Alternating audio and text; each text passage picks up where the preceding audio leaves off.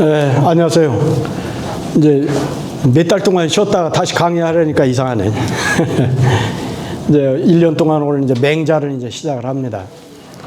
근데 이제 대학을 배우실 때 이제 대학을 성격이 사스 가운데 대학이 그 학문을 통합할 수 있는 어떤 노트, 공책과 같은 역할을 하는 책이라면 그 다음에 이제 대학 다음에 논어를 해야 하는데 논어를 또 이제 다른 분이 하시고 있다고 그래서 그래 이제 맹자를 하게 됐습니다. 근데 실질적으로 우리가 그 논어는 생략이 많아요. 그러니까 많은 생각을 해야 무엇이 생략됐는지 그걸 알 수가 있을 정도로 받아들이기가 굉장히 좀 처음 배우는 분들이 어려울 수 있습니다. 그런데 맹자는 생략이 없습니다. 그리고 직접 대화체로 이렇게 써 있는 부분이 대부분이기 때문에 몇 번만 읽어보면 아 이게 뭔 뜻이구나 알 정도로 오히려 맹자는 논어보다는 좀 쉽습니다. 그 대신에 말이 길어서 그것을 다 이제 설명해 드리기가 어떨지 그 다음에 또 이제 맹자는 이제 맹자를 통해서 우리가 알고자 하는 것은 맹자를 읽다 보면 사람을 알게 될 거예요. 아 사람이 이런 거구나. 그게 이제 우리가 인문학에서 말하는 Who am I? 나는 누구일까? 나 자신을 알면 사람을 알게 되는 거죠. 그 다음에는 이제 또 맹자를 통해 보면 우리가 소속되어 있는 공동체, 그 중에 가장 큰 공동체가 우리가 국가라는 공동체죠. 이 국가라는 공동체에서 리더는 어떤 역할을 해야 되고 우리는 선택하는 사람으로서 어떤 리더를 선택해야 될지에 대한 그런 해안을 얻게 될 것입니다. 그래서 맹자를 통해서 우리가 1년 동안 배워야 될 것이 뭐냐 하면은 첫째는 나는 누구일까? 두 번째, 공동체의 리더를 우리는 어떤 사람을 뽑아야 되고 어떤 사람을 봐야 될까? 그런 사실은 맹자는 한마디로 얘기하면 정치서적이라고도 말할 수 있습니다. 그래서 그런 것을 우리가 1년 동안 공부해 보도록 하겠습니다. 지금 대학을 저하고 한 학기 동안 하신 분들은 한문의 전체적인 그 한문을 하는 사람 입장에서 무엇을 알아야 한다는 것을 이미 다 배우셨습니다. 근데 이제 오늘 제가 보니까 처음 오신 분들이 몇 분이 계셔요. 그러면 첫 번째 갖는 생각이 뭐냐면 한문 한자에 대한 막연한 두려움이 있어요. 이게 우리 한글도 아니고 그 다음에 우리가 친숙하게 지금 오늘날 대할 수 있는 영어도 아니고 그리고 물론 우리가 이제 연배들이 중학교나 고등학교 다니면서 한문 한자 시간에 배우시기는 했지만은 그래도 오늘날 영어보다도 더 친숙하지 않은 그런 문자이다 보니까 막연한 두려움이 있을 수 있습니다. 그런데 저는 이제 한문을 시작할 때 항상 드리는 말씀이 뭐냐면 한자를 모르는 미지의 문자로 생각하지 말고 우리가 보통 그 이모티콘이라고 그러죠. 우리가 이런 걸 보면 딸이나 아들내미들이 아니면 손자 손녀들이 여러분한테 문자나 아니면 카톡을 보낼 때 이런 걸 이렇게 보내잖아요. 이게 뭐예요 이게? 하트잖아요 하트. 무슨 말이에요 이게? 사랑이라는 말이잖아요 사랑. 저런 것 같이 한자가 저런 하나의 이모티콘에 지나지 않는데 다만 우리가 한자는 숫자가 무척 많다는 차이만 있을 뿐이고 실질적으로 저렇게 이런 하나의 이모티콘에 지나지 않는다 이런 생각으로 이렇게 하시면 좋겠고 그 다음에 또 한 가지는 뭐냐면 오늘 이제 수업을 하고 가시면 제가 이제 지난번 대학 강독과 똑같은 방법으로 오늘 배운 거에 대해서 토를 붙여서 성독하는 걸 올려드릴 거예요. 그러면 그 올려드린 것을 내려받아 가지고 똑같이 흉내내서 따라 하십시오. 자꾸. 우리가 일반적으로 가장 쉽게 익히는 방법 중에 하나가 뭐냐면 자꾸 소리 내는 거예요. 자꾸 소리 내서 읽어보는 거예요. 근데 눈으로만 읽으면 안 돼. 우리는 초, 중, 고 학교 다니면서 눈으로만 읽는 걸 이렇게 했잖아요. 근데 초등학교 처음 들어가서 국어서 담임선생님이 뭘 해요? 국어책 읽는 거 시키잖아요. 이렇게. 소리 내서 읽어야 됩니다. 한문은. 그래서 그것을 이제 해야 되는데 대학은 그게 양이 많지가 않았는데 맹자는 1시간 우리가 하루에 와서 2시간 동안 수업할 양이 많을 거예요. 그러면 그 내용을 다 이제 제가 다 올려드리더라도 하여튼 최소한 20번 이상은 자꾸 따라서 읽도록 하십시오. 소리내서. 그 성독을 따라 읽는 것하고 또 한 가지 여러분들이 지금 익숙하지 못한 것 중에 이제 그 구결이라는 게 나올 거예요. 우리는 지금 오늘날 한글을 쓰잖아요. 한글은 1446년에 반포가 됐는데 한글의 역사보다도 더 삼국시대부터 쓴 구결이라는 문자가 있어요. 그 구결과 같은 형태의 문자가 오늘날 일본의 히라카나 같은 그런 문자가 된 거예요. 한자의 부수를 따서 지들의 발음에 적합한 그런 문자로 만드는 게 히라카나잖아요. 그런 것 같이 옛날에 우리나라는 한글이 만들기 이제 훨씬 전에 삼국시대부터 구결이라는 문자를 썼어요. 그래서 나는 우리가 적어도 한문 공부하고 서당 공부하는 입장에서 문자 하나를 더 익히자 이거예요. 그것이 구결이라는 문자입니다. 그걸 써서 할 텐데 그래서 들어오시면서 지금 구결표를 하나씩 받으셨죠. 처음 오시는 분들 구결표 안 받으신 분들은 구결표를 받으셔요. 그러면 그 구결표에 의해서 앞으로는 이제 수업이 진행될 건데 구결표는 지난번 대학 할 때는 하나씩 다 설명을 드렸어요. 근데 이 맹자할 때는 하나씩 설명하는데 시간이 많이 걸리기 때문에 집에 가서 보시면 아실 거예요. 거기에 내가 어떤 한자로부터 이 부수를 따가지고 우리 발음으로는 어떻게 읽는다는 걸 다 그게 했어요. 자, 그렇게 했고, 그러면 이제 오늘, 우리가 해야 될 것이 이제 맹자라는 책인데, 앞부분은 이제 제가 맹자 전반에 대한 설명을 한번 할 거예요. 1시간 동안. 그러고서는 11시부터는 이제 정식 맹자라는 책을 들어갈 텐데, 맹자는 두 가지 개념이 있어요. 하나는 뭐냐면, 우리가 아는 맹자라는 책입니다. 이 책. 책 이름이 맹자예요. 맹자. 책 이름이 맹자고 또 하나는 뭐냐면 인물 맹자예요. 인물 맹자. 이분은 함자가 술에 가자를 쓴 양반이에요. 여기 보면 술에 가자라고 돼 있잖아요.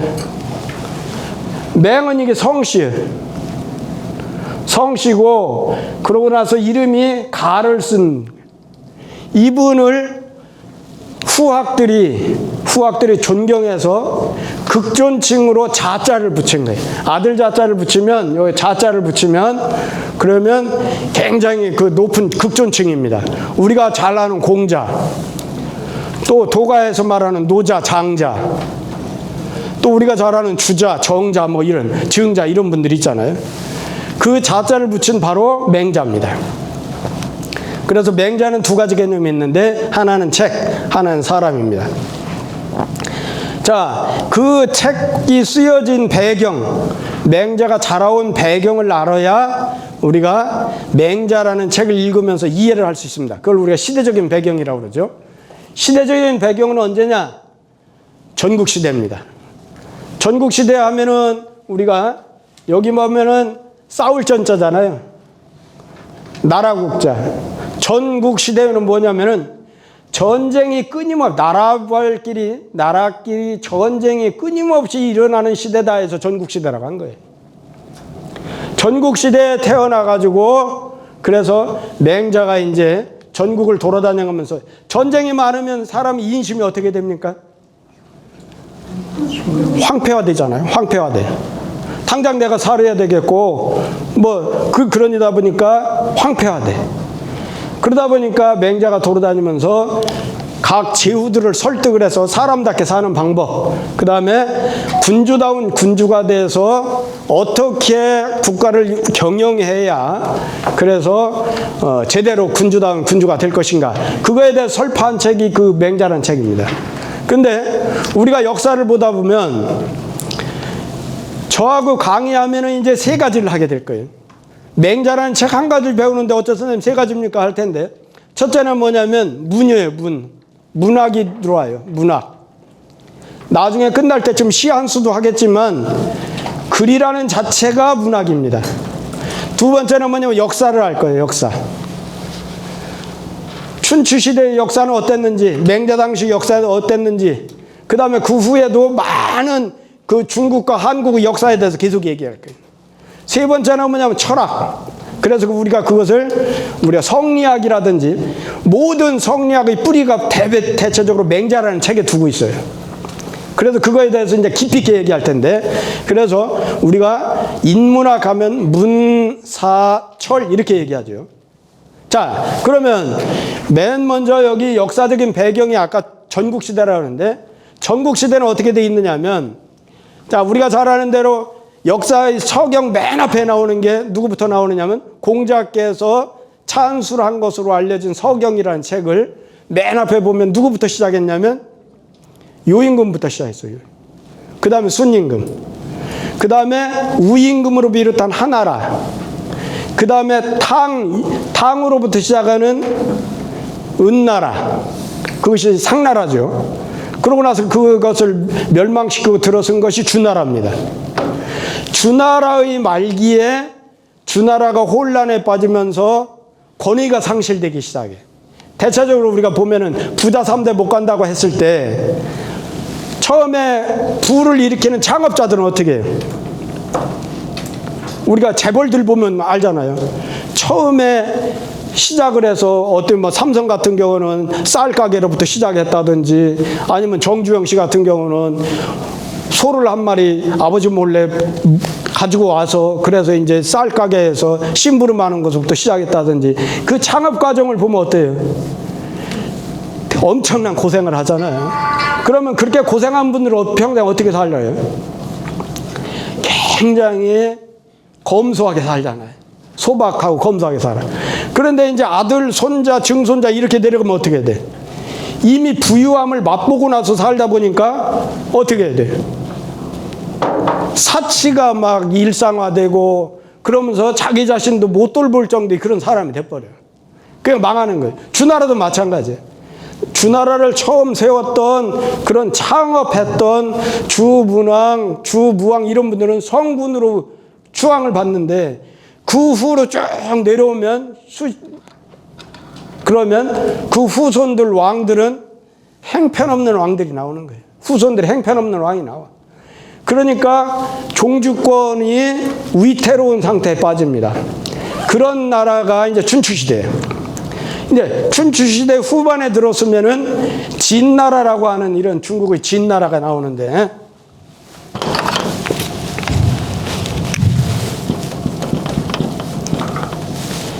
이 진나라를 잘 이해하려면 한식의 유래를 생각하면 됩니다. 한식 하면은 누가 생각나죠? 누가 불에 타 죽었죠? 한식 때 불에 타 죽은 사람. 백이숙제는 아니고 백이숙제는 아니고, 백이숙제는 그건 한식 때의 그 진나라 문공의 왕자였을 시절에 아버지한테 쫓겨가지고서나 죽게 돼가지고서나 망명을 합니다. 그러니까 중국을 돌아다니면서 그래서 나중에는 이제 아버지가 죽은 다음에 돌아와서 임금 자리에 올라요. 근데 그때 모시고 다녔던 신하들이 여러 신하들이 있어요. 그래도 많은 신하들을 다 높은 벼슬을 다 주어. 근데 한 신하가 눈에 안 보이니까 안 줬어. 근데 나중에 알고 보니까 산속에 들어가 혼자 살고 있는 거예요. 그러니까 나오라기도 안 나와. 그러니까 산에다가 불을 질러버렸어. 불을 질르면 지가 뜨거워서라도 나오겠지. 그럼 찾아오겠지. 이렇게 생각한 거예요. 근데 불에 타 죽고 안 나와. 그래서 그 진나라입니다. 그 진나라. 진문공의 진나라. 춘추 5패 중에서 두 번째, 제환공 다음에 임금 5패가 됐던 그런 임금이에요. 그 진나라가 굉장히 춘추시대 제일 강성했었는데, 그 진나라가 세 나라의 6대부가 있었어. 원래 6명의 대부, 6명의 장관입니다. 대부는 장관이란 뜻이에요. 6명의 장관이 있었는데, 6명 중에서 2명은 미리 떨어져 나가고, 1명이 임금이 힘이 약하니까 자기가 전체 권력, 패권을 차지하려고 그래. 그런데 여기 나오는 한씨하고 우이씨하고 조씨가 서로 협력을 해서 동맹을 맺어가지고 그 지혜로울 지자 쓰는 지시대부 집안을 멸망을 시켜버려. 그러고서나 진나라 땅을 한과 우이와 조씨가 세 나라가 세 집안이 나눠 가자, 그 땅을. 그랬는데 이것이 어떻게 되냐면, 그렇게 되면 주나라가 종주권이 있을 때는 그걸 어떻게 하느냐면, 신하가 임금을 쳐서 역적질을 한 거니까 주나라 천자가 중국 전체의 제후들을 소집을 해서 군대를 모아가지고 그걸 이제 정벌을 해야 돼, 원래. 근데 주나라 우이열왕이라는 사람이 역적질을 한 요 한씨 집안, 우이씨 집안, 조씨 집안을 오히려 제후로 봉해버립니다. 그렇게 되면 주나라의 권위가 살겠어요, 안 살겠어요? 권위는 어디서부터 나오냐면 정의로부터 나오는 거예요. 올바른 정의. 근데 엉뚱하게 지금 역적질을 한 사람을 정벌을 하지 않고 오히려 제후로 봉했으니까 그 뒤부터는 제후들이 야, 이제는 주나라 눈치를 볼 것 없는가 보다. 지금부터는 뭐가 필요하냐? 지금부터는 힘이 최고야. 그래서 모든 국가가 부국강병책을 실시합니다. 부국강병책. 나라를 부유하게 하고 그 다음에 군사를 강하게 해서. 그래서 약한 나라를 정벌해버려, 쳐버려. 그래 그 땅을 차지하는 거예요. 그러다 보니까 중국 전체가 전쟁에 휩싸이는 전국시대가 되는 거예요.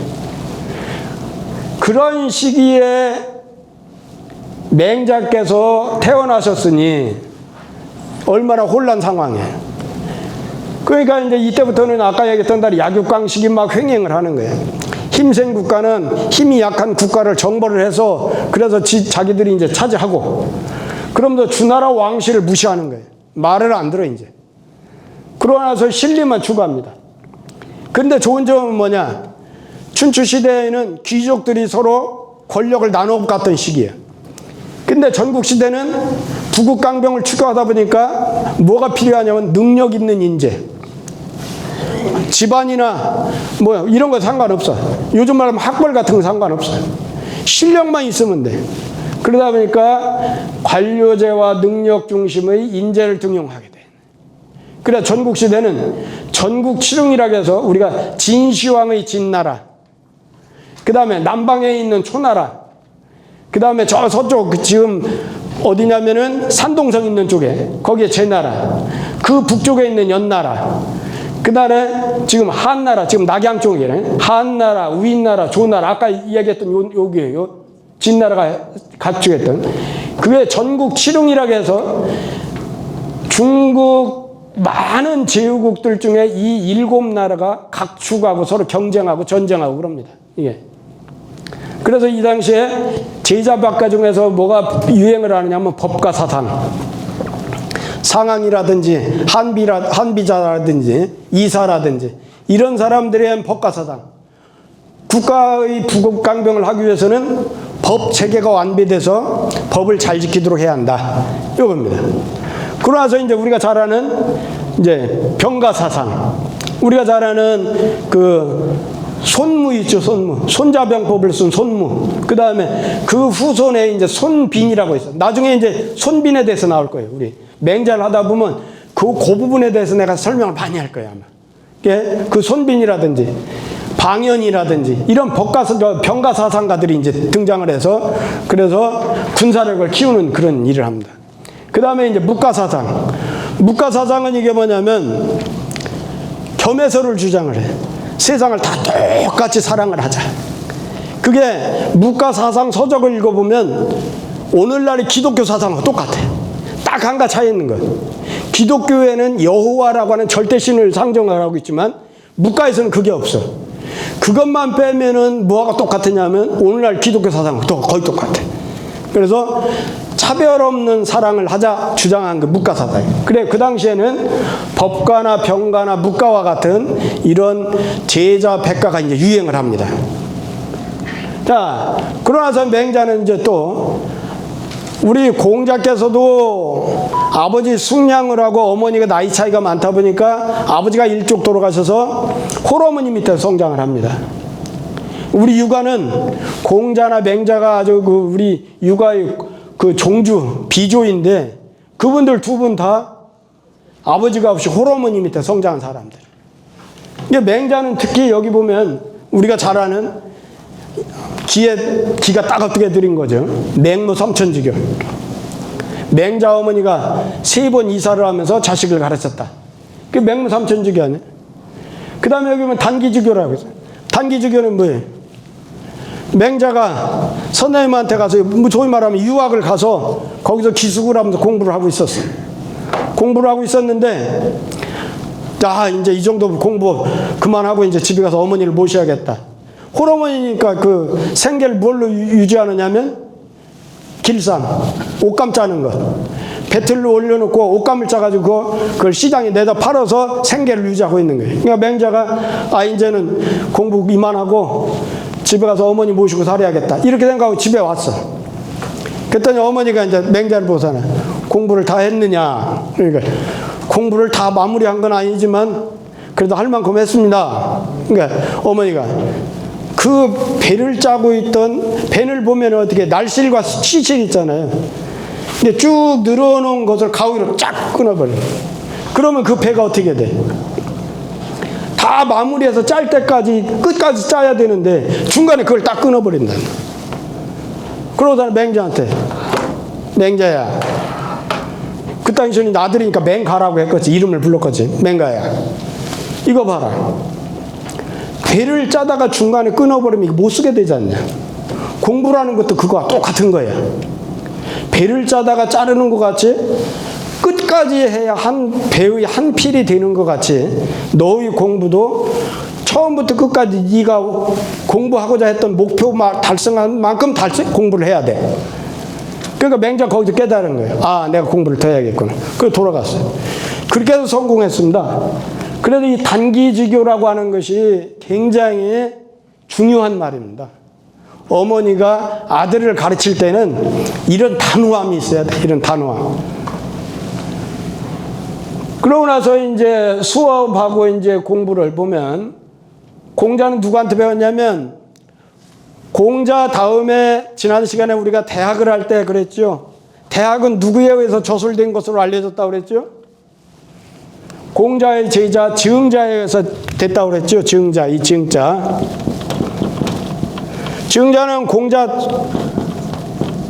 공자의 바로 제자예요.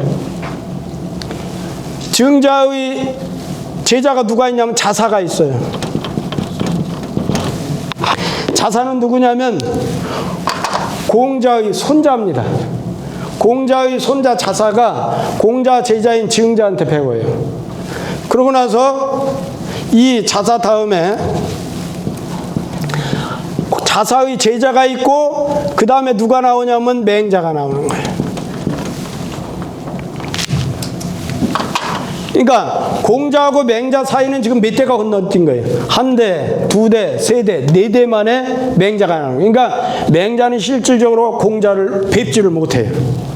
뵙지를 못하고 공자 다음에 제자가 증자가 있고 증자 제자 중에 자사가 있는데 이 자사는 바로 공자의 손자인데 맹자는 자사의 문인한테 배웠다 이렇게 기록해 놔. 그러면 자사의 손자뻘 되는 거예요. 손자뻘. 학문으로는. 그 자사의 학맥을 그렇게 이은 것으로 그렇게 나옵니다. 그러나서 이제 공부가 다 끝나고 나서 이제 이 유학에서 공부하는 목적은 뭐냐면 천하 사람들을 평화롭게 잘 살게 하기 위한 것이 공부의 목적이에요. 자기의 수신을 완성해서 훌륭한 인격자가 되고 그것이 이제 소위 말하면 우리가 수신제가 치국할 때 수신입니다. 그러고 나면은 집안을 잘 다스리고 치국하고 평천하는 과정으로 나가야 돼. 그래서 맹자도 똑같이 이제 전국 제나라라든지 여기 양나라, 이제 양나라에 대해 얘기할 거예요. 이건 우리나라에 사실은. 그 다음에 송나라든지 이런 여러 나라를 돌아다니면서 자기의 정치적인 이념을 이제 설득을 하는 거예요. 제후들한테. 내가 이런 생각을 가지고 사는데 당신들하고 같이 천하를 이렇게 해서 평화롭게 하자. 그런데 그걸 받아들이는 제후가 없어요. 그러다 보니까 맹자는 이상은 높은데 제후들이 맹자를 채용해 주지를 않아요. 그러다 보니까 말년에는 제자 교육과 그 다음에 이 맹자라는 책을 저술하는 것으로 일생을 마쳤다 이렇게 됩니다. 우리가 잘 아는 이제 맹자 관련 유명한 성어들이 이제 수도 없이 많이 나옵니다. 여기에. 여기 보면 맹모삼천지교는 사실은 맹자라는 책에 나오는 건 아니에요. 한날의 유향이라는 사람이 쓴 열려전이라는 책이 있어요. 열려전에 보면 대표적인 게 뭐가 있냐면 태교라는 말 들어보셨죠? 태교. 태교가 저 열려전에 나와요. 태교가. 태교는 뭐예요? 서양에는 없는 개념이에요. 서양에는 없는 개념이 태교예요. 태교는 어머니 뱃속에 아기가 처음 딱 잉태되는 순간부터 어머니 배를 박차고 나와서 태어날 때까지 뱃속에 있을 때의 교육과정이에요. 태교를 우리나라에 제일 잘한 양반이 누구예요? 신사임당. 사임당의 뜻이 뭐예요? 사임당. 우리가 성이 신씨잖아요. 그래 신사임당 하는데 스승사자 쓰죠. 그다음 막기림자 쓰죠. 집당자 쓰죠. 사임당, 신사임당. 이게 뭐냐면 중국 아까 말했던 주나라의 처음 왕이 무왕인데 무왕의 아버지가 문왕이에요. 주문왕. 주문왕의 어머니가 태임이라는 분이에요. 태임. 클태자 쓴 태임이라는 분인데 그 태임이 태교를 기가 막히게 해서 주나라 무당과 같은 성군이 나왔다는 거예요.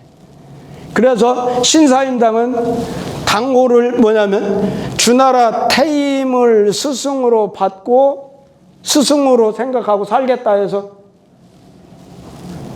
사임당이라고 한 거예요. 그런데 그러면 신사임당이 누구 났어요? 율곡선생. 우리나라 저 고조선 때부터 지금까지 역대 3대 천재 중에 한 명이잖아요. 3명 천재 중에 그 율곡선생이 구도공이라고 해서 9번 장원을 했다. 구도공이라고. 그런 아주 대단한 양반인데 그 맹모삼천지교가 이제 여기 이제 열려전에 나오는 거죠. 그 다음에 이제 우리가 잘 아는 호연지기. 이제 가을쯤 되면 지금 1학기, 이번 학기 마지막쯤에 아마 나올라나 아니면 가을 학기 처음에 이제 호연지기가 나올 거예요. 맹자에서 호연지기가 굉장히 중요합니다. 이건 우리가 잘 아는, 조광조 선생. 조광조 선생이 그 철인 정치를 하려고 그랬잖아요. 조광조 선생이 제일 많이 읽었다는 부분이 호연지기 장이에요. 이 호연지기. 그 다음에 민기군경. 이건 뭐냐면 많은 역대 왕들이 싫어했던 대목. 특히 권력을 아주 연산군이라든지 이런 아주 좋지 않은 임금들 있죠. 그런 임금들이 싫어했던 대목이 이거예요 지금.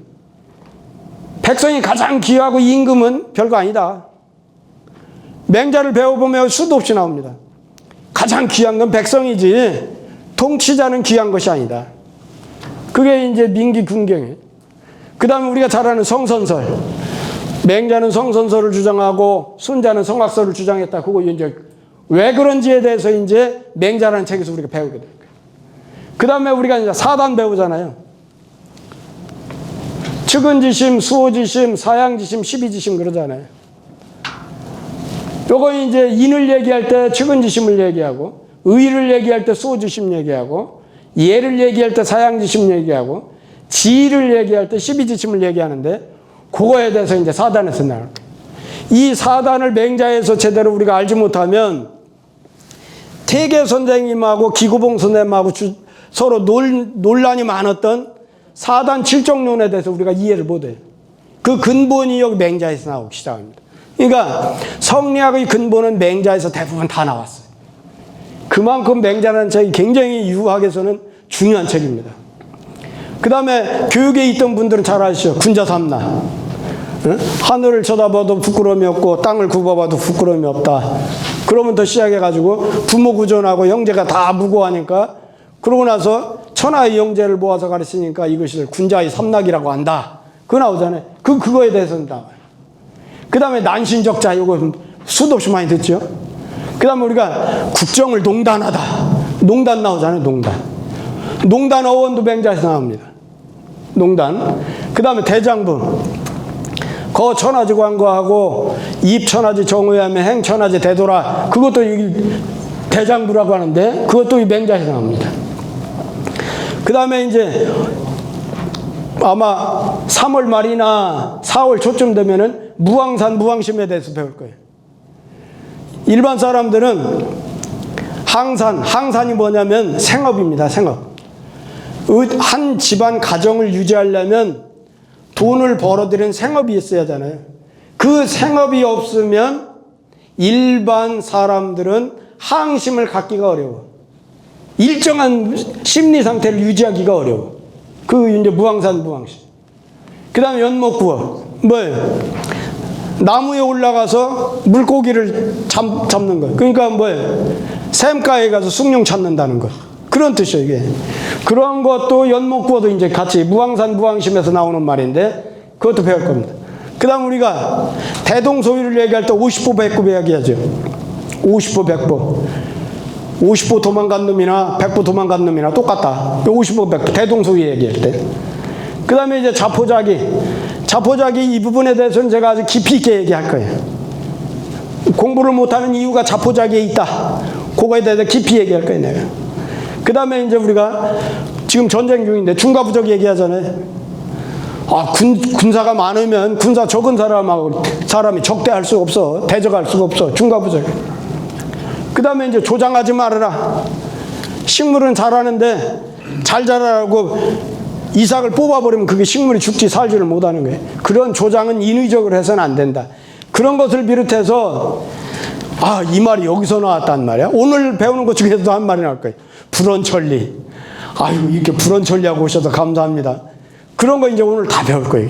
그래서 맹자는 실질적으로 우리 언어 생활에 끼친 영향이 지대합니다. 그래서 이 맹자를 통해서 이 많은 것들을 이제 배우게 될 것이고, 그 다음에 이제 맹자를 통해서 이제 우리가 인성론, 수양론, 그 다음에 정치론 이 세 가지를 이제 배우게 될 텐데, 인성론은 뭐냐면 아까 얘기한 대로 Who am I? 나는 누구야? 인간은 뭐지? 사람이라는 건 도대체 뭐야? 그거에 대해서 우리가 맹자를 하면서 해결해야 됩니다. 왜 인간은 똑같은 동물과 같은, 다 다른 사람들은 동물이라는데 인간과 사람, 동물과 차이점이 뭐야? 이런 거. 인간이 왜 귀하지? 그 귀한 거. 그와 같이 인간이 무언지에 대해서 우리가 맹자를 통해서 해결해야 됩니다. 그게 이제 인성론이에요, 인간. 그게 이제 인간의 본성은 원래 선하다는 것, 선의 근거는 사단에 있다는 것, 그 다음에 악한 사람이 있는데 그거는 본성이 아니라 주변 환경과 방치의 결과다. 근데 이런 거에 대해서 이제 우리가 인성론에서 배울 것이고, 그 외에도 수도 없이 많은 인성론 얘기가 나옵니다. 맹자를 하면서. 그래서 인간이라고 하는, 인간을 이해하는데 맹자를 읽지 않고는 인간을 이해할 수 없다. 이렇게 얘기할 정도로 맹자가 중요합니다. 그 다음에 이제 사람다운 사람이 되기 위해서는 어떻게 해야 되느냐. 인간을 알았으면, 인성론, 인간을 알았으면 어떻게 해야, 어떤 방법을 해야 사람다운 사람이 되나. 우리가 보통 흔하게 뭔 말이에요? 저 짐승 같은 놈. 사람 같지 않은 거래. 저 짐승 같은 놈. 그러잖아요.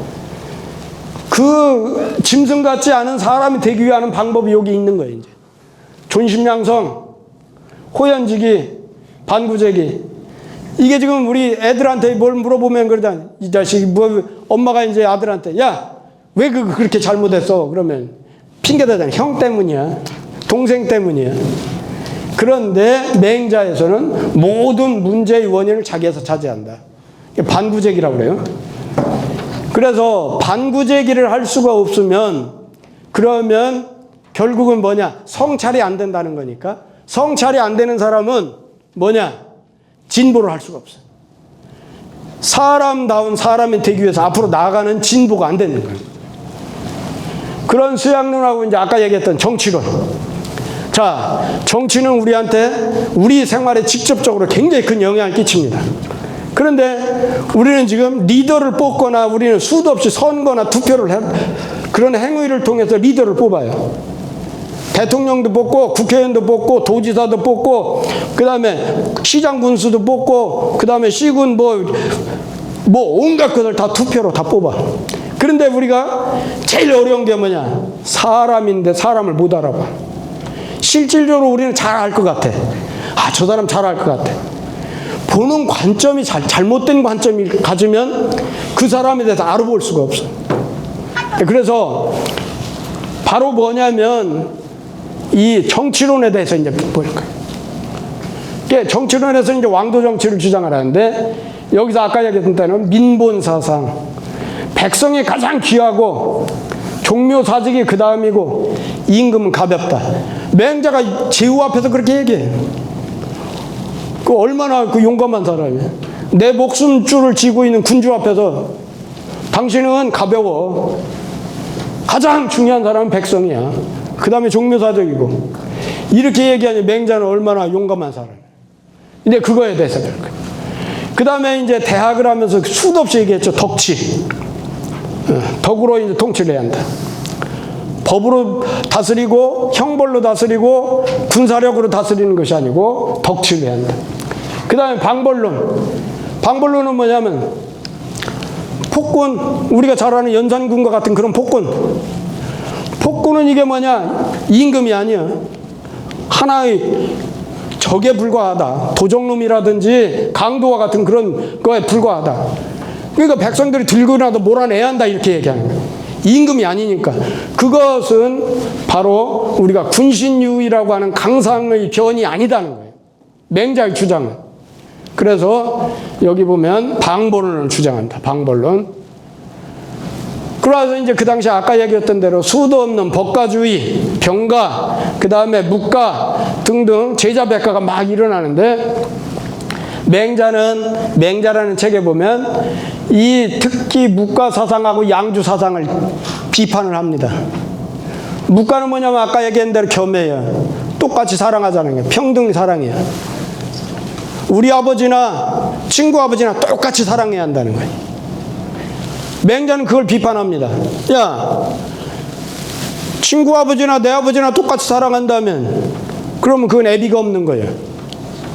우리 아버지라는 그런 기준이 없어져 버려요. 그러면 겸해 사상은 이건 결국은 애비가 없는 사상이 되는 것이다. 양주는 뭘 주장하냐면 이 머리털 하나만 딱 뽑아서 주면 온 세상 사람이 다 잘 먹고 잘 살 수 있어.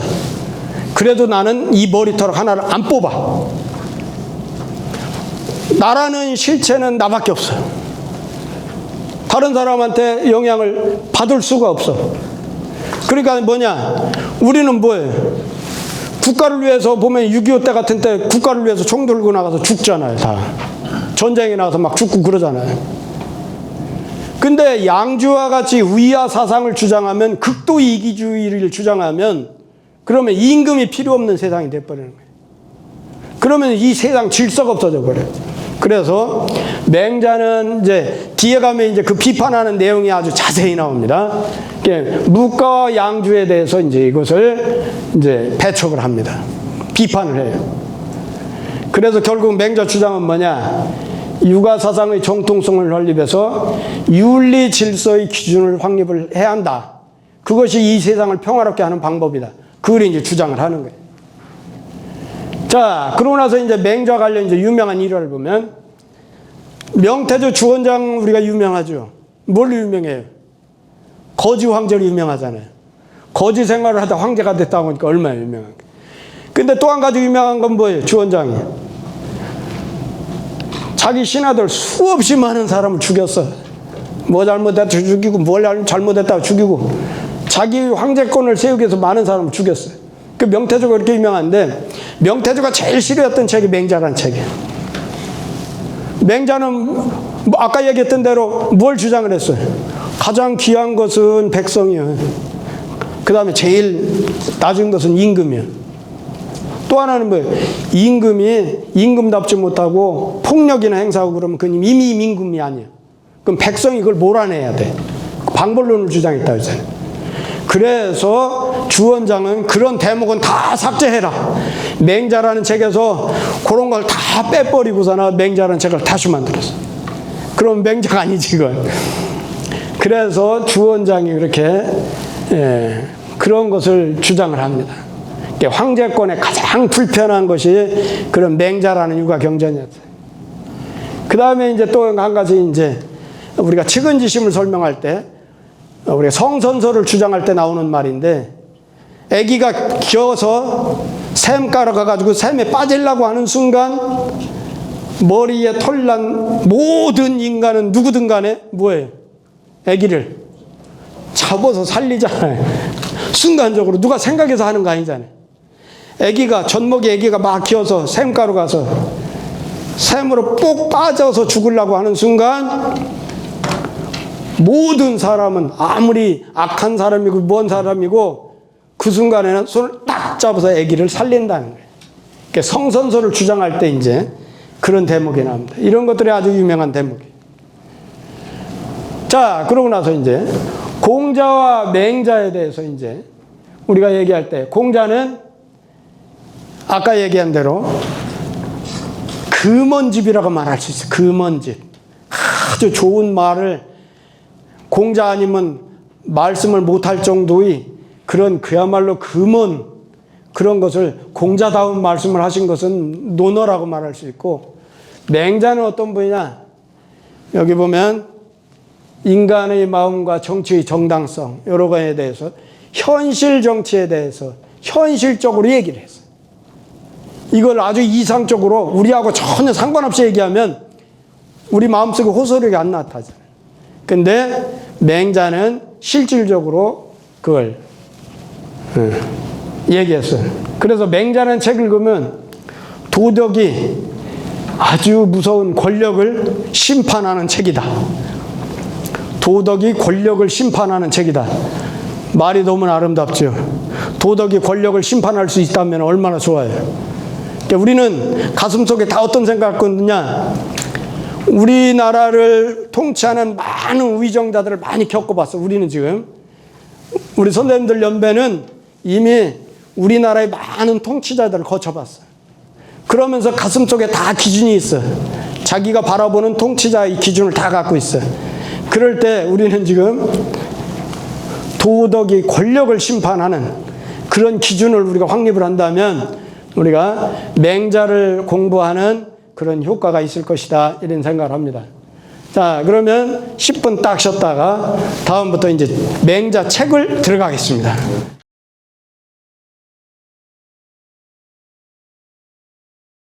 맹무삼천지구 얘기할 때 보통 뭔 얘기를 해요?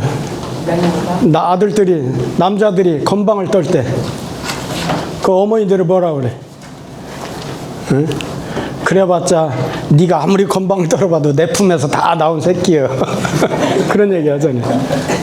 우리가 보통 위대한 한 인물을 조명을 할 때, 위대한 한 인물을 조명할 때 부모를 조명하고 특히 어머니가 어떻는지를 많이 보잖아요.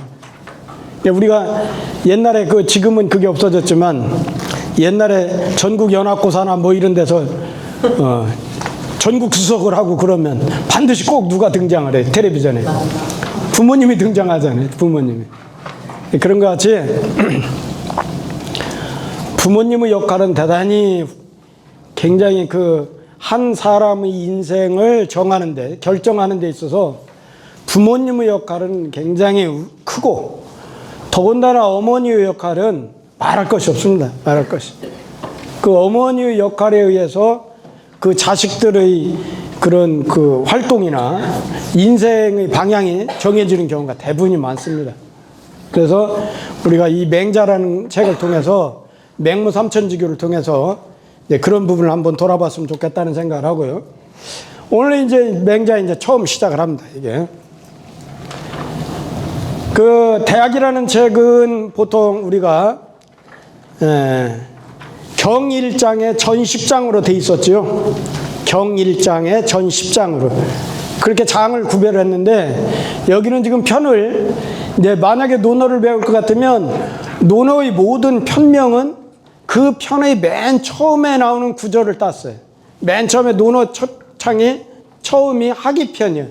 하기편은 하기 시습지면 불역 여로와에서 그 첫 글자 학이 거기를 따가지고 하기편이 되는 거예요. 논어 20편이 전부 다 이름이 다 그렇게 정해져 있어요. 맹자도 비슷합니다. 맹자도. 그래서 여기 있는 앞에 있는 맹자라는 말을 빼고 양해왕 장구 원래는 7개의 편으로 이루어졌어요. 그것을 한 편을 2개씩으로 나눠가지고 14개의 편이 된 거예요. 맹자가. 그런데 그 중에 첫 번째 편이 이제 양해왕 편인데 양해왕 편이 만들어진 이유는 첫 번째 양해왕이 나오니까 양해왕 편이 된 거예요. 여기 보면은 맨 앞에 여기는 지금 편의 이름을 써놨어요. 양해왕 장구상이라 이렇게 됐어요. 장구를 뭐라고 그랬죠? 우리가 대학장구, 그 다음에 중용장구, 논어장구, 장구는 뭐예요? 원래 이 맹자라는 책은 장과 편의 구별 없이 그냥 통으로 되어 있는 하나의 통문장이에요. 통문장인 것을 후대의 학자들이 특히 정자나 주자 이런 학자들이 요 동그라미 있는 게 장이에요. 장. 동그라미가 있는 것이 지금 어디까지 가요? 오늘 배우는 것이 이 시간 배우는 게 동그라미 요거 하나 배우는 거예요. 쭉 밑으로 계속 동그라미 하나예요. 다음 시간에 그 다음에 동그라미 나올 거예요. 아마 대학 책을 보셔야 해요. 대학 책을 보면 지금 여러분들이 보는 것이 몇 쪽이냐면 17쪽을 보면 거기 맨 앞에 지금 동그라미가 없죠. 처음이니까 동그라미가 없는 거예요. 실질적으로 있어야 되는데. 그러다가 쭉 당기면 29쪽에 보면 동그라미가 또 맹자, 견, 양해왕 하신다고 또 동그라미가 나올 거예요. 그와 같이 동그라미 하나 전체가 하나의 장이에요. 그 다음에 구는 뭐냐면 여기 있는 구는 뭐냐면 요 한 구절 한 구절. 맹자, 견, 양해왕, 왕활수, 불원천리, 역장유리 이렇게 검은 글씨로 또 써 있는 것이 구예요. 구. 그렇게 장과 구로 나누어진 맹자라는 책이다 해서 양해왕 장구상이라고 합니다. 장구. 양해왕 편이 상편이 있고 하편이 있는데 양해왕이라는 글을 장과 구로 나누었을 때 쓴 상편이라는 뜻이에요. 그랬을 때 양해왕 장구상은 전부 몇 개의 장으로 이루어졌냐면 7개의 장으로 이루어졌다. 범칠장이라. 범자는 모두 범자 이런 때는 무릎 범자가 아니고 모두 범칠장 하면 모두 7개의 장으로 되어져 있다. 양해왕 장구상은 모두 7개의 장으로 이루어진 책이다 그 말이에요. 자, 그러고 나서 여기 보면 여 첫 구절을 보면 맹자는 우리가 잘 아는 만맹자지요. 아들 자자. 볼견. 자, 우리가 어린이가 어른을 볼 때 만나보다 해요? 뵙다 그래요. 뵙다고 해야 돼. 근데 견은 만나다고 할 때는 견이야. 만난다고 할 때는 견으로 읽어요. 볼견. 근데 어른을 이 똑같은 글자인데 어른을 뵙다 할 때는 현으로 읽어요. 벨현. 그러면 저기 있는 것은 우리가 습관적으로 맹자, 견, 양해왕 하신대. 그러면 맹자가 양해왕을 만나는 거니까 사실은 맹자는 그냥 하나의 선비야. 일개 선비에 불과한데 양해왕은 군주예요. 임금. 그러면 원래대로 읽으면 어떻게 읽어야 돼? 맹자, 현, 양해왕이래야 하는데 견으로 했단 말이에요. 그거 하고 또 하나는 여기 보면 양은 뭐냐면 수도 이름이요. 우리나라 수도 이름. 우리나라라면 서울 말하는 거예요. 우리나라 서울 양 대량이에요. 대량. 그러다 해는 이게 뭐냐면 시호예요. 시호는 뭐예요? 시호. 우리가 말하는 세종, 태종, 태세, 문단세 그게 다 시호예요. 묘호 또는 시호라고 그래. 그건 언제 만들어져요? 죽은 다음에요. 그러면 이 책은 지금 시호를 썼어. 양나라의 해왕. 그러면 이 책을 쓴 시기가 언제일까? 해왕이 죽은 다음에. 그렇죠? 그러면 우리나라라고 했으니까 우리해왕이라고 해서 왜 양해왕이라고 했어요? 소위 말하면 이거예요. 대한민국 대통령 이재명 씨 이렇게 해야지. 서울 대통령 이재명 씨. 그럼 되겠어요? 안 되겠어요? 그거하고 똑같은 거예요 지금. 그러면 이 맹자라는 책을 쓴 양반이 더군다나 현으로 하지 않고 맹자가 양해왕을 만나보다 이렇게 했단 말이에요. 그러면 맹자가 뵙는다고 해야 하는데 본다고 했고, 우리나라 해왕이라고 해야 하는데 수도 이름 써서 대량의 해왕이라고 그랬고, 그러면 이 해왕이라는 사람이 인물되면 어떨까? 맹자를 쓴 사람 입장에서 해왕을 어떻게 본 거예요? 아예 같지 않은 임금으로 본 거예요. 같지 않은 임금이다. 시원찮은 임금이다. 이렇게 본 거예요. 자, 그래서 여기 보면 견자는 만나볼 견자예요. 양자는 우리가 대들보량 그러죠. 은혜해자 왕자. 맹자가 양의 해왕을 만나보셨는데, 여기 보면 한대, 하신대로 내가 도를 붙였죠. 하의자에서 요걸 따가지고 히읗을 딴 거고, 떼시자에서 밑에 토만 붙여 시가 된 거고, 스물은자에서 요 떼어가지고 은이 된 거고, 대는 우리가 큰 대자. 그래서 이거는 하신대의 뜻이면 이 구결은 하신대. 맹자견 양해왕 하신대. 자, 그랬더니 여기 보면 이제 주석이에요. 주석은 뭐의 의미죠? 원래 본문이 있고, 본문은 옛날 고문으로 쓰여져 있어요. 그러면 소위 말하면 우리가 눈이 안 보이는 사람이 코끼리를 만질 때 다리를 만져보고는 코끼리는 기둥과 같이 생겼어요. 배를 이렇게 만져보고는 코끼리는 천장과 같이 생겼어요. 그렇게 지금 안 보이면 그렇게 되잖아요. 그런 것 같이 옛날 고문 형태로 되어 있는 맹자라는 책은 후대의 학자들이 그 당시에 일반적으로 통용되는 문자로 풀이해 놓지 않으면 제대로 알 수가 없어요. 그 풀이해 놓은 것을 우리가 주석이라고 그래요. 주석. 그러니까 여기 있는 푸른색은 주석입니다. 맹자라는 책은 이런 말이 없어요, 원래. 맹자라는 책은 검은색 글씨로만 돼 있어요, 이렇게. 이것을 더 알아보기 쉽게 설명하느라고 쓴 이게 주석이에요. 그래서 그 주석을 보면 양해왕은 우리나라, 여기서 이제 우리나라가 제대로 나오네. 나라 우자예요, 우리나라 우. 그 다음 후는 임금 후자예요. 옛날에는 뭐냐면 공후 백자 남이라고 하는 임금이 5등급의 임금이 있어요. 제일 큰 제후국 중에 제일 큰 영토를 차지하는 게 공이요. 두 번째가 후요. 그 다음에 백, 그 다음에 자, 그 다음에 남. 우리가 서양의 보면은 서양 귀족을 뭐라고 그래요? 공작, 백작, 후작, 자작, 남작 그런 거 나오잖아요. 그게 사실은 여기서부터 봉건 제도로부터 나온 말이에요. 그럴 때 여기는 뭐냐면 우리나라의 후는 지금 공이 아니야. 후보다 더 높은 제후는 뭐가 있다고 그랬어요? 공이 있어. 공보다 바로 밑에 있는 후 정도 되는 나라. 그러니까 주나라에서 양해왕 그 위 선조가 진나라로부터 이렇게 분리돼 나올 때 무얼로 봉했냐면 후로 봉했다는 뜻이에요. 그래서 우리나라 후 앵이요. 앵은 이게 뭐냐면 물동의 앵자예요. 물동의. 이름이 앵이요. 앵. 우리나라 군주 후다 그런 거예요. 앵이다. 이름이 앵이다. 예, 이건 도발도자예요. 대량은 뭐냐면 지명이에요. 우리나라면 대전, 서울, 경주 뭐 이런 지명을 말하는 거예요.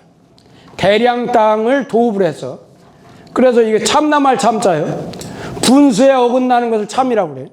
참남의 일컬을 칭자. 그러나 시의 시자. 예, 시에는 시호를 죽은 다음에 그 임금의 이름을 시호라고 그러잖아요. 시호를 해라고 했다. 그 다음에 이제 사기. 사기는 누가 썼어요? 사기는 사마천이 썼죠. 중국 한나라 때, 한나라 무제 때 사마천이 있었어요. 한나라 무제하면 우리가 기억해야 될 거 뭐가 있어요? 한나라 무제. 한나라 무제는 우리 민족으로 보면 왼수 같은 놈이야. 중국어는 위대한 오늘날 위대한, 그러다 중국 위대한 군주로 얘기하지만 우리 민족 입장에서는 왼수요. 왜 그럴까요? 예, 고조선을 멸망시키고 한사군을 설치한 게 한무제예요. 예, 그러니까 그런데 사마천은 바로 그 한무제 때의 역사를 쓴 역사가예요. 그 사마천의 사기가 인류가 쓴 저작물 중에 위대한 저작물 3대 저작물 중에 하나예요. 그럴 정도로 사마천 사기는 굉장히 훌륭한 책입니다. 그 사마천 사기에 요거에 대해 써 있어요. 이제 양회왕이 어떻게 맹자를 만나본 이유에 대해서 사마천 사기에 이렇게 써 있어. 35년에 해왕 35년에 해왕이 즉위하고 나서 35년에 비례후패, 여기 비자는 낮출 비자잖아요. 겸손하게 자기를 낮추는 걸 비례라고 그래요. 이건 낮을 비자인데 겸손하게 자기를 낮춘다는 거예요. 겸손하게 자기를 낮춘 예로서 패백을 후의해가지고, 패백은 뭐예요? 우리가 시집장가 갈 때 뭘 해요? 패백 중에서 지금 그것만 남아있어요. 시집장가 갈 때 주고받는 패백만 남아있어요. 근데 옛날에는 뭐냐면 모든 사람이 서로 만날 때는 뭘 해야 되냐면 패백을 주고받아요. 오늘날에는 사람이 만나서 인사 나눌 때 뭘 주고받아요? 명함 주고받잖아요. 명함 주고받듯이 옛날 시대에는 뭐냐면 패백을 주고받아요. 패백이 실질적으로 뭐냐면 옛날에는 비단을 주고받는 거예요. 그런데 그게 등급에 따라 달라, 패백이. 일반 조그만 낮은 보통 사람들은 꿩 한 마리, 조금 벼슬이 올라가면 양 한 마리, 조금 더 하면 돼지 한 마리, 제후 정도 되면 소 한 마리, 이런 식으로 신분에 따라서 패백이 달라지는 거예요. 달라지는데 여기서 말하는 패백은 그런 선물을 말하는 거예요. 인사치레상 주고받는 선물. 그런 패백을 후의해서 겸손한 예를 가지고서나 예를 갖추어서 패백을 후의해가지고 그것으로서 요건 개사라고 그랬죠. 우리가 대학 갈 때 문법을 다 했어요. 문법을 다 했는데 맹자에서는 문법까지 다 일일이 설명하려면 한두 끝도 없어서 문법은 빼고 중간에 나올 때까지만 설명할 거예요. 나올 것만. 여기는 개사예요. 뭐냐면 뭐뭐를 가지고 그런 의미야. 뭐냐면 비례후패의 그런 예를 가지고 어진 사람을 불러들어요. 불을 초자잖아요. 불을 초자. 초인종이라고 할 때 쓰는 초자예요. 어진 사람을 초빙을 했어. 그렇기 때문에 그래서 맹모가 여기 이름이 나왔잖아요. 맹모가 양의 대량 땅에 이르르니라. 이렇게 한 거예요. 자, 다시 보면 원문을 보면 맹자께서 양해왕을 만나보셨는데 그러고 나서 이제 주석에 설명하는 거예요. 여기서 말하는 양해왕이라는 사람은 우리나라 군후인 앵이라는 사람이니 대량 땅에 도읍을 해서 참남대계도 왕을 일컬었고, 제후는 임금이 아니에요. 제후는 임금이라고 할 수 없어요. 왕이라고 할 수가 없어요. 그런데 여기 참남대계 양해왕, 왕이라고 그래서 참남대계 분수에 맞지 않게 왕을 일컬어서 후인데 왕을 일컬고서나 시호를 해라고 하였다. 사기에 보면은, 사기라는 책에 보면 해왕 35년에 해왕이 즉위하고 나서 35년에 겸손한 그런 자세로 예를 갖추어서 패백을 후의해가지고 그것을 가지고 어진 사람을 초빙하였기 때문에 맹자께서 대량 땅에 이르르셨다. 그걸. 자, 그러고 나서 이제 양유왕이 말하는 거예요. 왕. 자, 왈은 뭐라고 그랬어요? 앞으로 공자왈, 맹자왈 수도 없이 나올 거예요. 자왈. 수도 없이 나올. 왈은 뭐냐면 영어로 뭐라고 그랬어요? 왈은 he said, 그가 말하다. said 다음에는 반드시 뭐가 와요? 따옴표가 오잖아요. 직접 인용구. 왈 다음에 나오는 것은 직접 인용구예요. 그러니까 여기는 양왕이 뭐라고 말했는데 이러이러한 것을 말한 거예요. 그러니까 여기 지금 따옴표 대신에 격자로 표시했죠. 왕이 말했어. 뭐라고 말했느냐? 수 불원천리. 수는 노인 수자예요. 우리가 숫자 노인을 지칭하는 말이 무엇이 있어요? 한자가 늙을 노, 늙은이 옹. 자, 노인을 얘기할 때는 가장 일반적으로 쓰는 게 노인이죠. 늙을 노. 존칭으로 쓰는 말이 뭔 말 써요? 옹 써요. 아무개 옹. 이건 존칭이야. 그러나서 저기 있는 수가 있어. 늙은이 숫자예요. 그러면 숫자는 같은 노인을 지칭하더라도 글자 뉘앙스는 뭐냐면 높이는 말이 아니고 좀 낮추는 말이에요. 그러면 여기서 지금 양의왕이 맹자를 지칭할 때 수라고 일컬었어요. 소위 말하면 노인장이 그 말이에요. 불원천리하고 나오네. 불원천리 우리가 불원천리하고 뭐 어디 아이고 오시느라고 고생 많았습니다. 불원천리라는 말 많이 쓰죠 우리가. 이건 천리길을 멀다고 아니한 거예요. 불원천리하면 천리를 멀다고 아니하고 그리고서나 네 왔어. 이 자는 접속사라고 그랬죠. 영어로 말하면 and 그리고. 그러니 또한 장차는 미래를 말하는 거죠. 또한 장차 우리나라를 이롭게 함이 있겠습니까? 아이 노인장께서 참 불원천리하고 천리길도 멀다고 않고서나 이렇게 수고롭게 우리나라에 오셨는데 근데 우리나라를 위해서 이렇게 이롭게 할 일이 있나요? 물어본 거예요 지금. 자, 그러면 여기서 아까 얘기한 대로 수는 옹이나 노에 비해서 격이 낮은 소리인데 양양은 맹자애들 알고서나 얘기를 한 거예요. 아, 맹자라는 사람이 이렇게 훌륭한 인물이구나. 아는 거예요, 모르는 거예요, 지금. 확실히 모르니까 수라고 한 거예요, 지금. 그러니까 만약에 맹자라는 분이 얼마나 위대한 사람인가 알았으면 아, 선생께서 선생이라고 했을 거예요, 선생. 그런데 선생이라고 하지 않고 그런데 옹이나 노도 쓰지를 않고 수를 썼어요.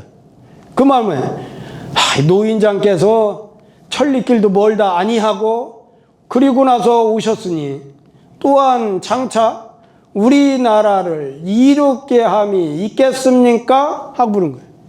여기는 호자는 의문문 종결어미라고 했죠.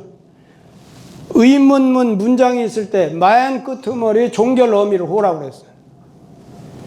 자, 그러고 나서 이제 주석을 보면 수는 여기서 말하는 수는 장로지칭이라 어른과 노인을 일컫는 말이다. 장로, 어른과 노인을 일컫는 말이다. 그냥 일반적인 말을 하는 거예요. 왕소이는 여기서 역장유일이 할 때 리, 요게 우리나라를 이롭게 할 것. 왕 이른바 리는 왕이 말한 이른바 리는 대체적으로 대개 일반적으로 개자는 이게 대개 개자예요. 그러면 대개 일반적으로 그거예요.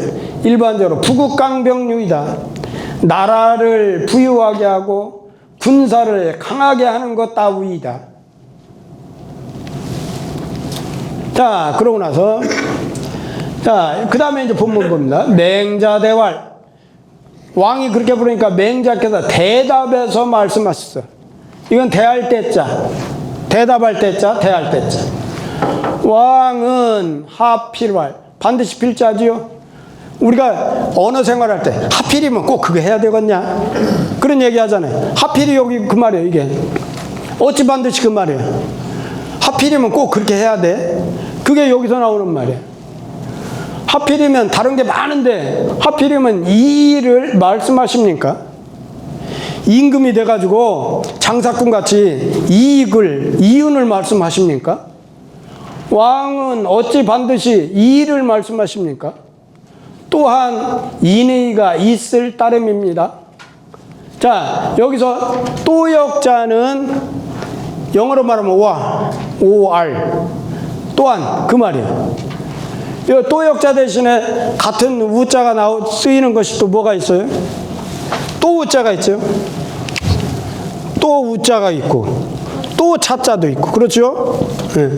그래서 또역, 또우, 또 자가 있는데 저기는 또역자를 썼어요. 그래서 여기 의는 단정과 한정을 뜻하는 어사야. 단정과 한정을 뜻하는 말. 그러면 여기서 뭘 말? 이거 다 떼어버리고 역유인의만 얘기하면 뭘까요? 어떻게 풀이해야 돼? 역유인의, 역유인의 네 글자만 얘기하면 또한 인의가 있습니다. 근데 여기 이만 붙이면 의를 빼버리고 역유인의 이하면 어떻게 해야 돼? 또한 인의가 있을 뿐입니다. 또한 인의가 있을 따름입니다. 둘 중에 하나면 되겠죠. 근데 만약에 의를 붙이면 어떻게 해야 돼? 의는 제가 그런 얘기를 했죠. 야자하고 대학을 배울 때 여러 번 얘기했어요. 야자하고 의자하고 언자를 구별해서 얘기했죠. 평서문, 종결어미는 세 가지가 있는데 그 중에서 야는 그냥 구술하는 것. 의는 조금 더 강조해서 말하는 것. 단정적으로.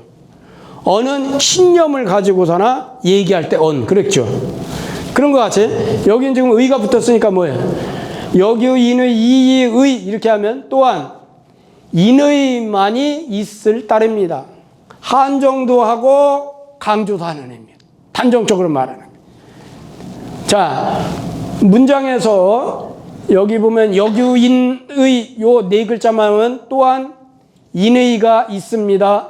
이만 여기까지만 하면 또한 인의가 있을 따름입니다. 뿐입니다. 의까지 하면 또한 인의만이 있을 따름입니다. 이렇게 하면 되는 거예요. 뉘앙스 차이가 분명히 있지요. 네, 그렇게 차이가 있다는 거예요. 자, 그러고 나서 이제 주석을 보죠. 인자는 심지덕 애지리요. 요거 이제 앞으로도 여러 번 나올 거예요. 우리가 말하는 육아에서 말하는 공자의 종지가 뭐냐? 인입니다. 인이 뭐요? 잘 몰라요. 선생님이 사랑이라고 그랬는데 잘 몰라요. 인은 이거예요, 이거. 심지덕 애지리.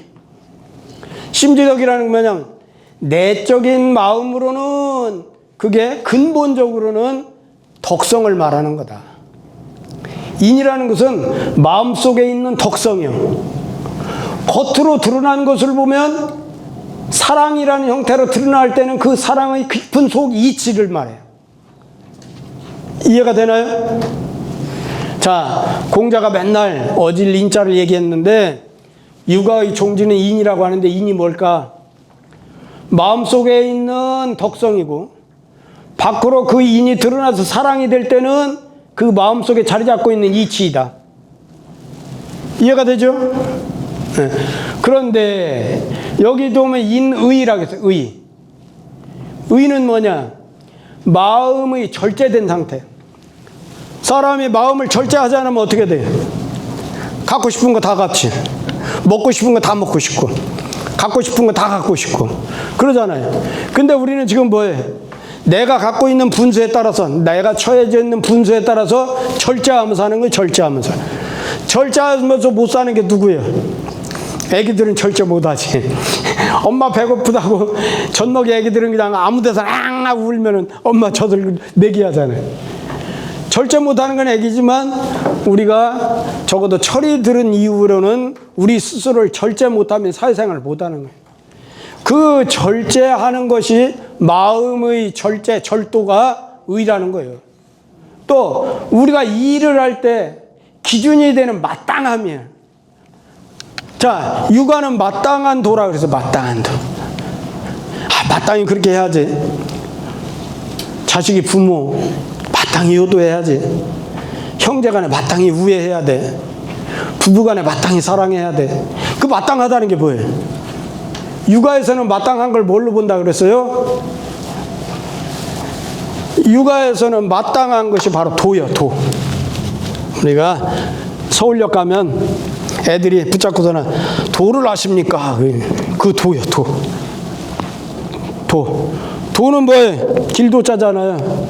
사람이 살아나가야 될 원리, 사람답게 사는 데 있어서 핵심적인 원리를 도라고 그래. 근데 우리 육아는 그 마땅함을 추구하는 거예요. 그러니까 여기서 말하는 사지의라는 것은 어떤 일을 할 때 그런 기준이 되는 마땅한, 그것이 의라는 거예요. 의.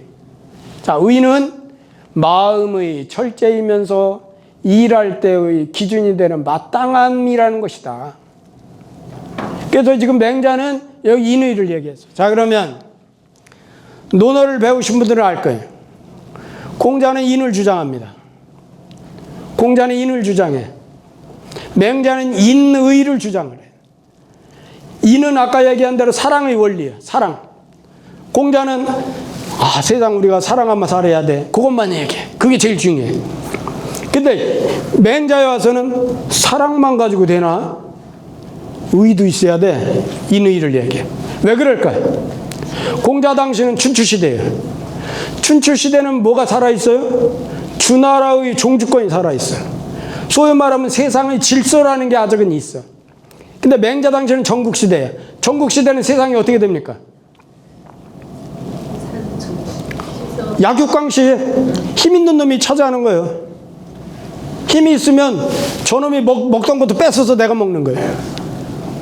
그런 시대예요. 그러니까 맹자는 어떻게 생각했느냐? 사랑만 가지고 이 세상은 되는 거 아니다. 세상은 뭐가 있어야 되느냐? 아까 말했던 수오지심. 의는 수오지심이라고 했어요.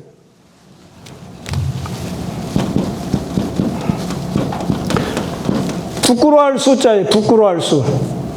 오는 뭐냐면 미워할 오자예요. 의는 수오지심인데 이는 한마디로 말하면 사랑이지만 의는 두 가지로 얘기할 수 있어. 하나는 뭐냐면 수예요. 수. 내가 잘못하면 부끄러워할 줄 알아야 한다는 거예요. 부끄러워할 줄 모르면 인간이 아니다. 맹자에 보면은 수도 없이 부끄러움이 나옵니다. 맹자는 우리한테 부끄러움을 가르쳐. 부끄러워할 줄 모르면 인간이 아니다. 두 번째, 상대방이 잘못했어? 그럼 어떻게 해야 돼? 미워해야 한다. 그래서 이 세상은 뭘로 이루어졌느냐? 사랑과 부끄러움과 미워하는 것으로 이 세상이 유지가 된다. 이렇게 생각한 거예요. 그래서 맹자는 여기서 인의를 얘기합니다. 인의. 그래서 여기 보면 이 두 구절은, 이게 글귀 구자죠. 이 두 구절은 바로 이해내자예요. 바로 1장의 대지다. 우리가 지금 배우는 맨 첫 장의 대지가 바로 인의에 있다는 거예요. 인의에. 요거의 근본 끝뜻이 뜻지 짜잖아요. 가르칠지 뜻지. 이 장의 큰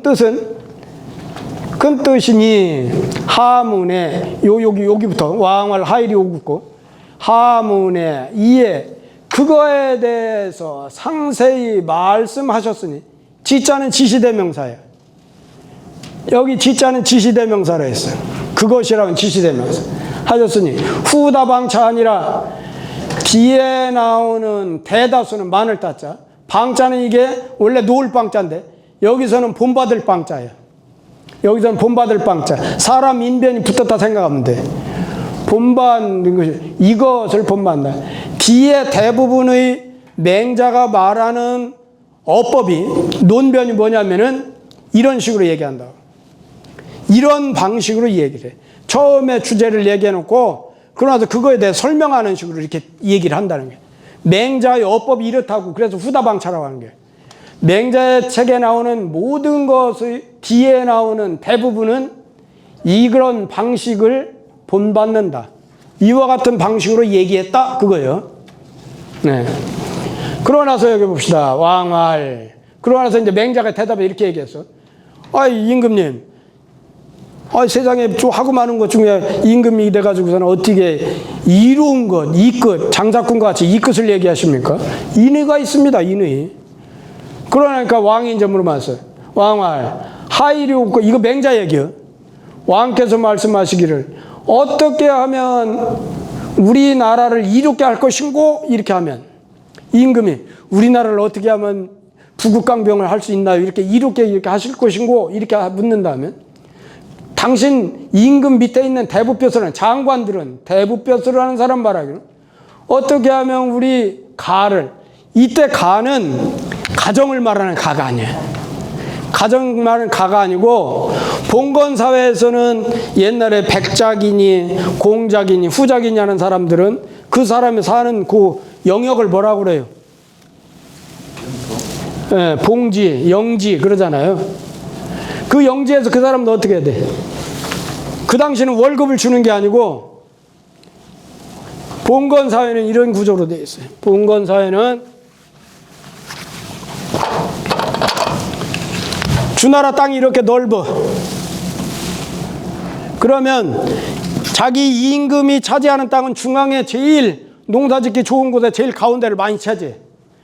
그러고 나서 여기서 임금 노릇을 해. 천자. 제후들은 어떻게 하냐면 땅을 조각조각 띄워줘 이렇게. 자기 땅보다 10분의 1 이하로 전부 조각조각 띄워서 이제 다 주는 거예요 이렇게. 그러고 나서 이 임금을 봉해. 그러면 이 봉한 사람이 여기 제후는 또 어떻게 하냐면 자기 밑에 장관하는 대부하는 사람들을 또 10분의 1 다른 땅을 조각조각 띄워줘. 실제 월급을 주는 것이 아니고 땅을 띄워주고서나 이 땅에서 나오는 세금을 네가 받아먹고 살아라 이거예요. 그게 봉건제입니다. 그게 봉건제. 그러니까 이제 이게 뭐냐면 당신이 우리나라를 이롭게 어떻게 하면 우리나라를 이롭게 할 것인가 하면 당신 밑에 있는 대부가 어떻게 하면 우리 영지를 내가 깔고 앉은 영지를 이롭게 할 것인고 이렇게 할 거 아닙니까? 그러면 가장 하급 벼슬인 사업 벼슬하는 사람이나 일반 백성들 서인들 여기는 사는 하급 관원이고 서인은 이건 그냥 보통 백성들이에요. 이러면 이 사람들은 어떻게 하냐면 어떻게 하면 내 몸을 이롭게 할 것인고 이렇게 해서 상하 교정리 교자는 이게 서로교자입니다. 서로교. 정자는 이게 뭔 정자냐면 취할 정자예요. 원래 이 정자는 정벌하다. 그래서 칠정자예요. 칠자. 군사를 동원해서 정벌하고 치는 것을 이렇게 정이라고 하는데 여기서는 그런 정자가 아니고 취할 정자예요. 가지고 온다는 의미예요. 예, 위 사람과 아래 사람이 서로 간에 이익을 취한다면 이렇게 해가지고 왕은 이런 말을 하고 대부는 이렇게 하고 사소인은 이렇게 해서 그런 윗사람과 아랫사람이 서로 간에 이익을 그렇게 취한다면 나라가 위태로울 것입니다. 나라국자 위태로울 자 나라가 위태할 것입니다. 그래서 만승지국에 우리가 천자를 뭐라고 그래? 만승이라고 그래. 만승. 아까 얘기한 대로 여기에 있는 가장 많은 땅을 차지한 사람이 만승이에요. 만승이라는 건 뭐냐면 여기서 승이라고 하는 것은 배너 영화 봤어요, 여러분들? 배너 영화? 배너 영화 보면 어떻게 하던가요? 전차를. 네, 말 4마리가 끄는 그 수레 타고서 막 가잖아요. 그 수레에 사람이 일승이라고 하는 건 바로 그거예요. 그 옛날 그 전차가 오늘날 탱크예요, 탱크. 말 4마리가 끄는 전차 위에 누가 타느냐면 운전수가 타는 게 말을 이렇게 모는 사람. 또 한 사람 누가 타냐면 활 쏘는 사람. 그래서 적군하고 대치하고 있어. 적군하고 대치하고 있다가 전차가 이제 막 돌격을 하는 거예요. 그러면 멀리서는 활 쏘는 사람이 계속 적을 향해서 활을 쏘는 거예요, 사수가. 그리고 가까이 이제 접전이 붙었어. 그러면 옆에 창수가 터 창. 긴 창을 갖고 있는 사람이 적을 찌르는 거예요. 이제. 그렇게 해서 전쟁을 치르는 거예요.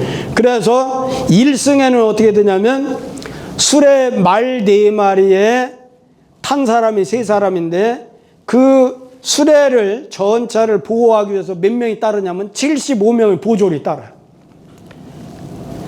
6.25 영화 보면은 옛날 탱크 가면은 뒤에 보병들이 따라가잖아요. 그런 것 같이 전차가 앞에 달려가면 보병들이 75명이 따라가. 72명이. 그럼 위에 탄 사람 3사람에다가 밑에 보병들이 72명 하면 75명이잖아요.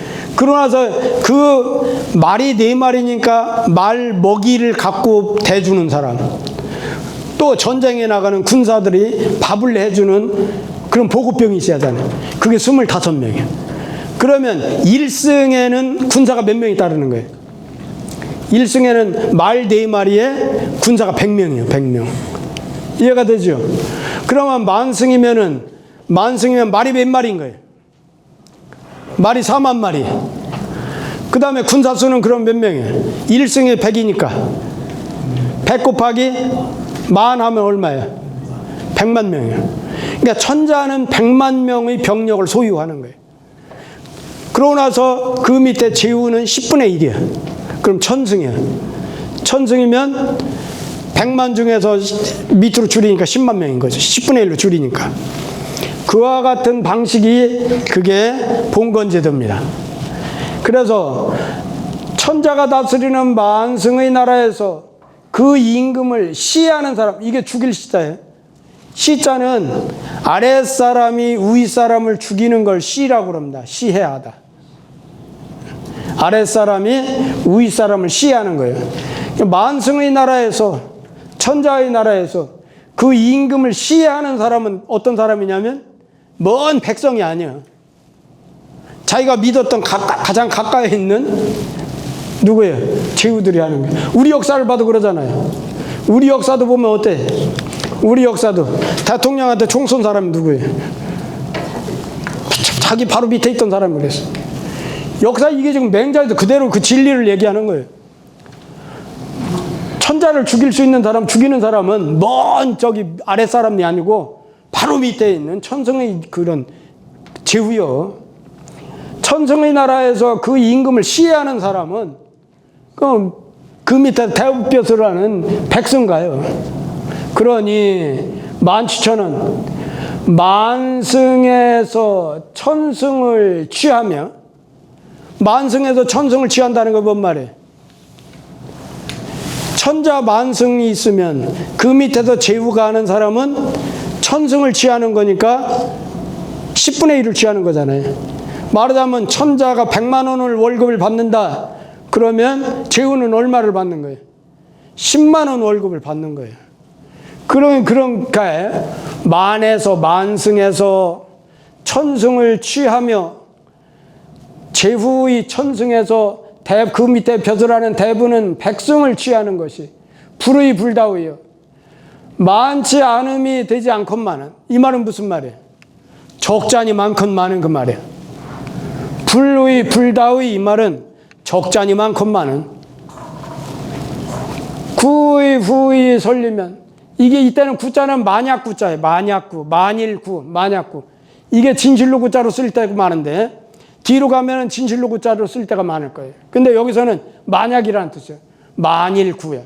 만일 의리를 뒤로 하고 이로움을 먼저 하게 된다면, 순서는 지금 내가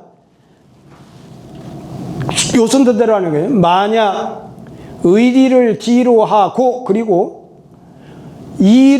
이익을 먼저 우선적으로 생각을 한다면, 불탈하면, 빼앗지 아니하면, 윗사람한테 빼앗지 아니하면, 불려면 만족하지 아니할 것입니다. 사람의 욕심이라는 게 끝이 없어서 천승만 되더라도 엄청난 부가 있는 건데 자꾸 임금, 자기보다 만승이 되는 사람한테 그러고 나서 칼 들고 가서 임금 죽이고서는 내가 그걸 뺏어야지, 이렇게 하지 않으면 만족하지 못할 거다고 말이에요. 자, 그러고 나서 이것은 언구리지야사, 이윤을 구하는 해를 말씀하셔서 누가 얘기했어요? 이렇게 이윤을 추구하면 굉장히 잘못된 일입니다. 이거 해로운 일입니다. 맹자가 얘기했잖아요. 이것은 이윤을 추구하는 해를 말씀하셔서 그것을 가지고, 여기서도 개사예요, 개사. 그것을 가지고 이러이러한 거에 대해서 밝혔어. 뭐냐? 상문에서 하피로알리, 여기 하피로알리 나왔죠? 여기 봐요. 하피로알리. 누구 말이에요, 이거? 맹자 말이잖아요. 맹자가 말한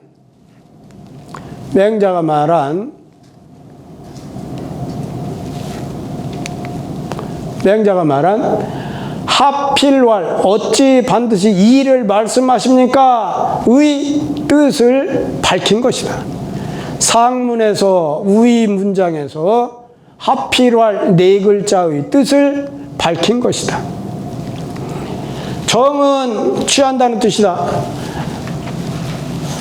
앞에서 여기 지금 정이 나오죠? 이 정. 상하 교정리할 때 이 정자는 뭔 뜻으로 봐야 되냐? 취할 지자의 뜻으로 봐야 한다. 이게.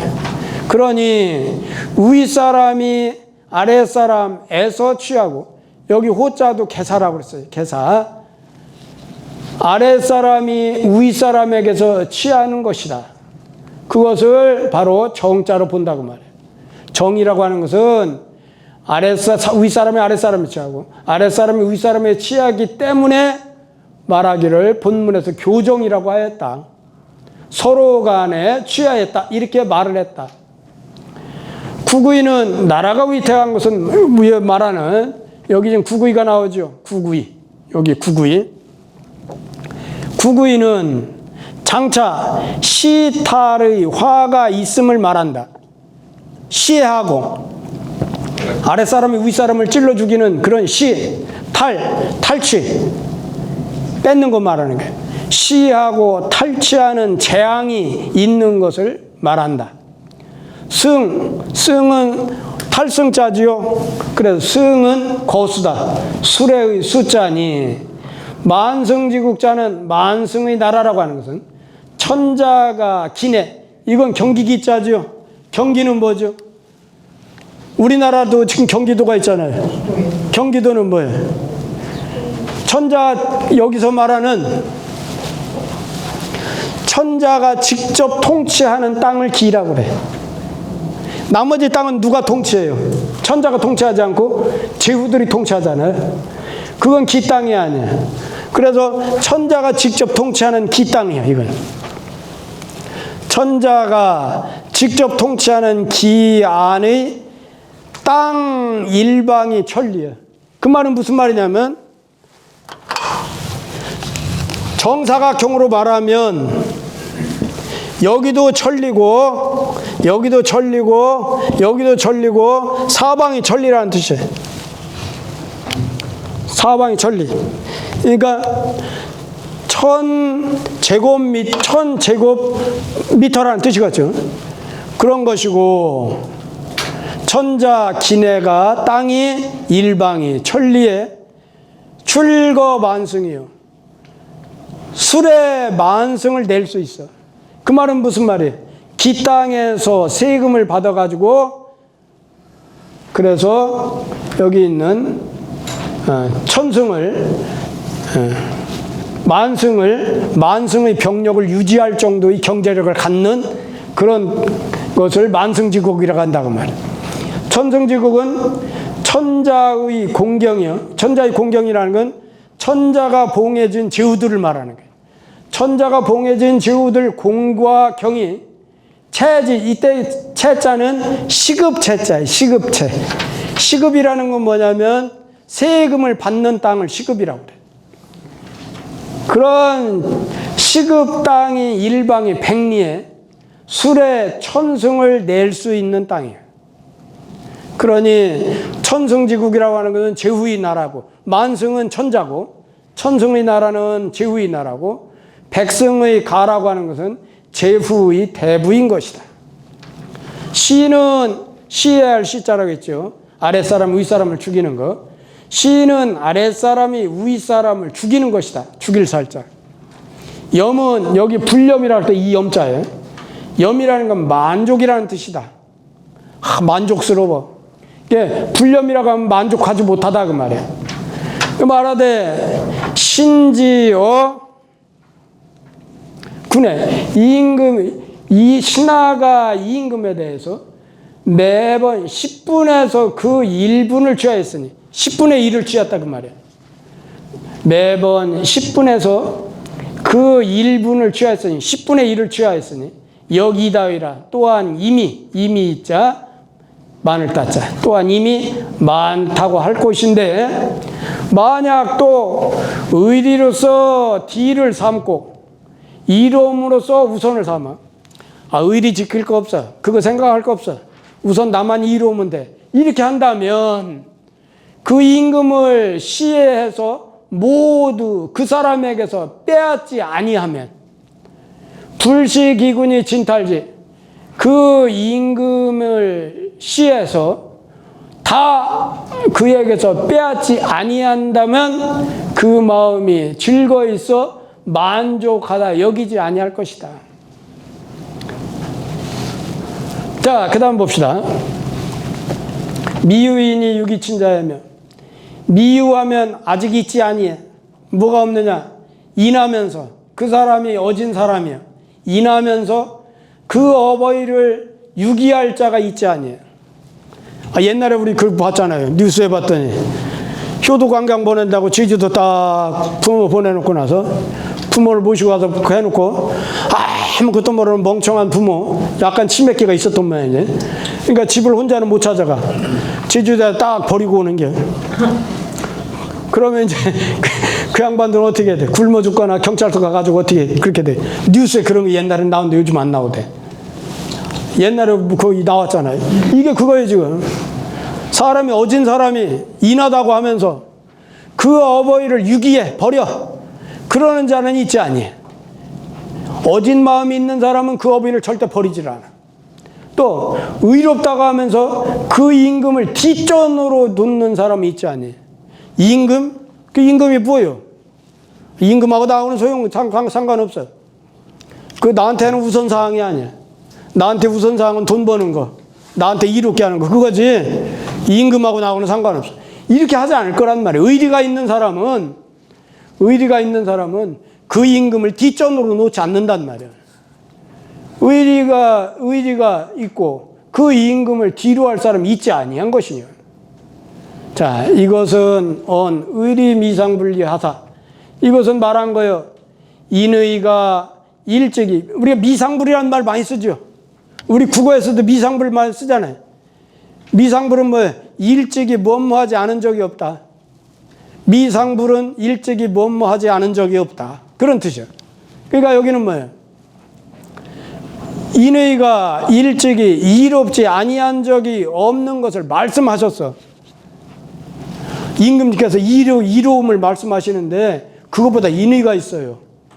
그 이로움보다도 실질적으로 더 우리를 이롭게 하는 것은 인의입니다. 인의. 맹자 말이 그거예요 지금. 그래서 뭐냐, 그것을 가지고 여기서도 지금 개사예요. 요 인의 미상분리 요거요. 요것을 가지고 상문에 또한 역유인의 이의. 역유인의 이의가 어디에 나와요? 여기 나오잖아요. 역유인의 이의. 여기 나오잖아요. 그 상문에 나오는 역유인의 이의의 뜻을 밝힌 것이다. 이유는, 여기서 말하는 이유는 버릴 기자와 같다. 같을 유자, 버릴 기자. 버릴 기자와 같은 뜻이다. 후는, 여기서 말하는 후는 급하게 여기지 않는 뜻이니. 이 후는 불급이요. 급하게 여기지 않아. 우선순위로 두지 않는다는 뜻이에요. 임금은 내가 내 삶에 있어서 우선순위가 아니야. 이렇게 생각한단 말이에요. 그래서 이게 말한 거예요. 뭘 말했냐? 어진 사람은 반드시 그 어버이를 사랑하고 의리가 있는 사람은 반드시 그 임금을 급하게 여겨 우선순위를 여긴다. 그러므로 임금이 몸소공자요. 몸소 인을 행해가지고 이윤을 구하는 마음이 없다면, 임금이 인의를 실천해가지고 이익을 추구하는 그런 마음이 없다면 그 아래 신하들이 거기에 교화가 돼요. 교화가 되어서 스스로 이 임금을 친히 여기고 떠받들게 될 것이다. 여기 대자는 이게 뭐냐? 이일 대자에 머리에 이다. 이건 받든다는 뜻이죠. 받들 때, 이일 때 그거예요. 친히하고. 여기 몸기자는 임금을 말하는 거예요. 여기 임금. 그 임금에 대해서 친히하고 떠받들미 있을 것이다. 자, 그러고 나서 맹자가 이제 아주 그 오금을 박는 얘기를 해. 또 한 번 얘기해. 왕은 또한 인의를 따르면 또한 또 역자지요. 왕은 또한 인의를 말씀하실 따르면 임금님이 이익을 말씀하시지 말고 평소에 인의를 말해야 됩니다. 하느니 하필할 리 있고 어찌 반드시 이의를 말씀하십니까? 이렇게 지금 맹자가 마지막으로 양혜영한테 오금 박는 말을 합니다. 임금님 이제 이의를 말씀하시지 말고 평소에 인의를 말씀하십시오. 그걸 이제 강조한 거예요. 왕은 또한 인의를 말씀하실 뿐이니 어찌 반드시 이익을 말씀하십니까? 중언지하사 여기엔 무거울 중자 가지고 거듭 중자죠. 거듭 그거에 대해서 말했어. 이 지자가 뭘까요? 인의입니다. 인의. 여기 지자는 지시대명사인데 여기 있는 인의를 가르치는 거예요. 거듭에서 인의를 말씀하셔서 상문양절의 뜻을 맺었다. 상문양절이 뭐냐면 상문은 요거예요.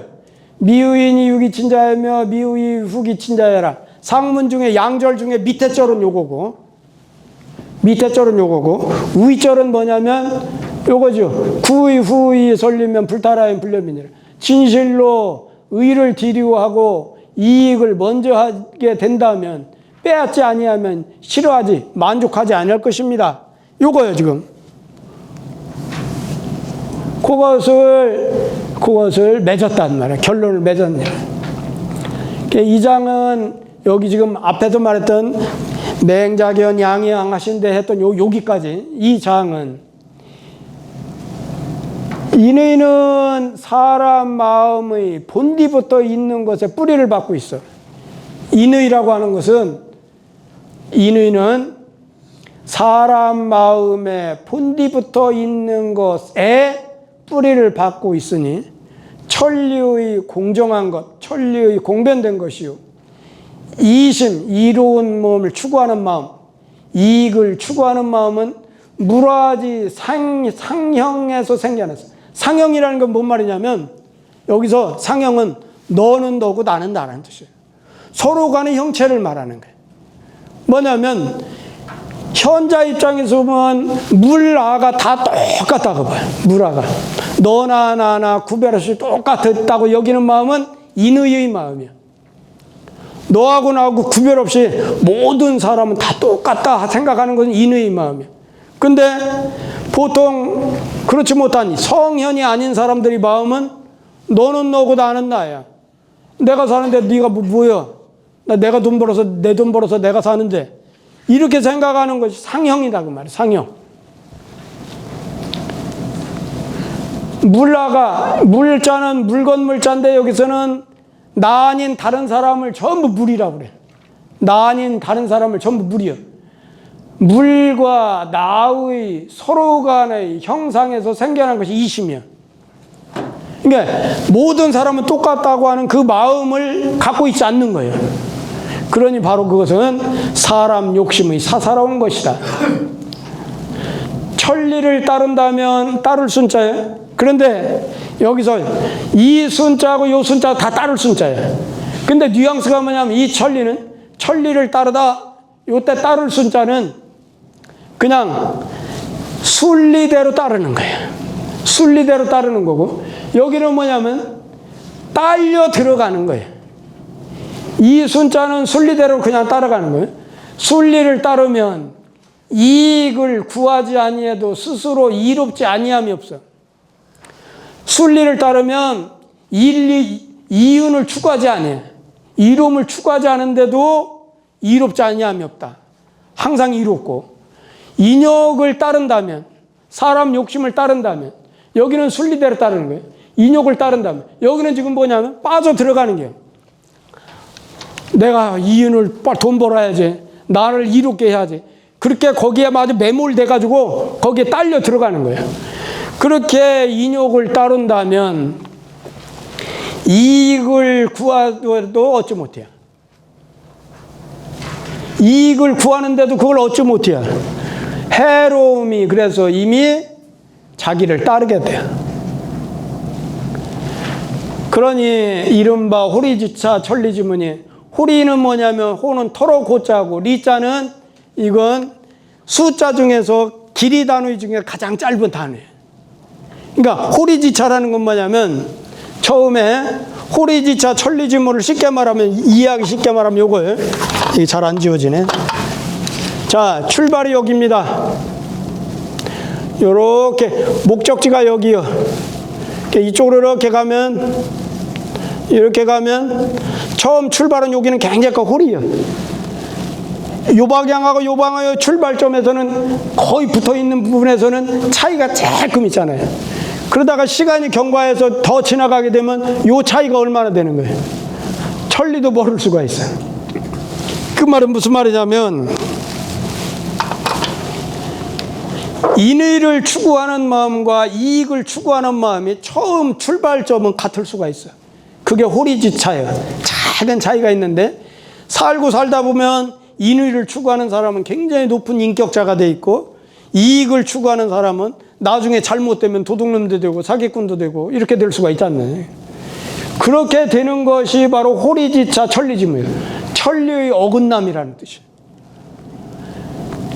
아주 미세한 차이가 천리의 그런 어긋남인 것이니 이것이 맹자서가 맹자라는 지금 책에서 조단 탁시 이건 지을 조자 이건 끝단자 의탁할 탁자 처음 시자 조단 탁시는 이게 뭐냐면 쉽게 말하면 단서를 가지고 지어 그러고 나서 시작을 의탁하는 깊은 뜻이요.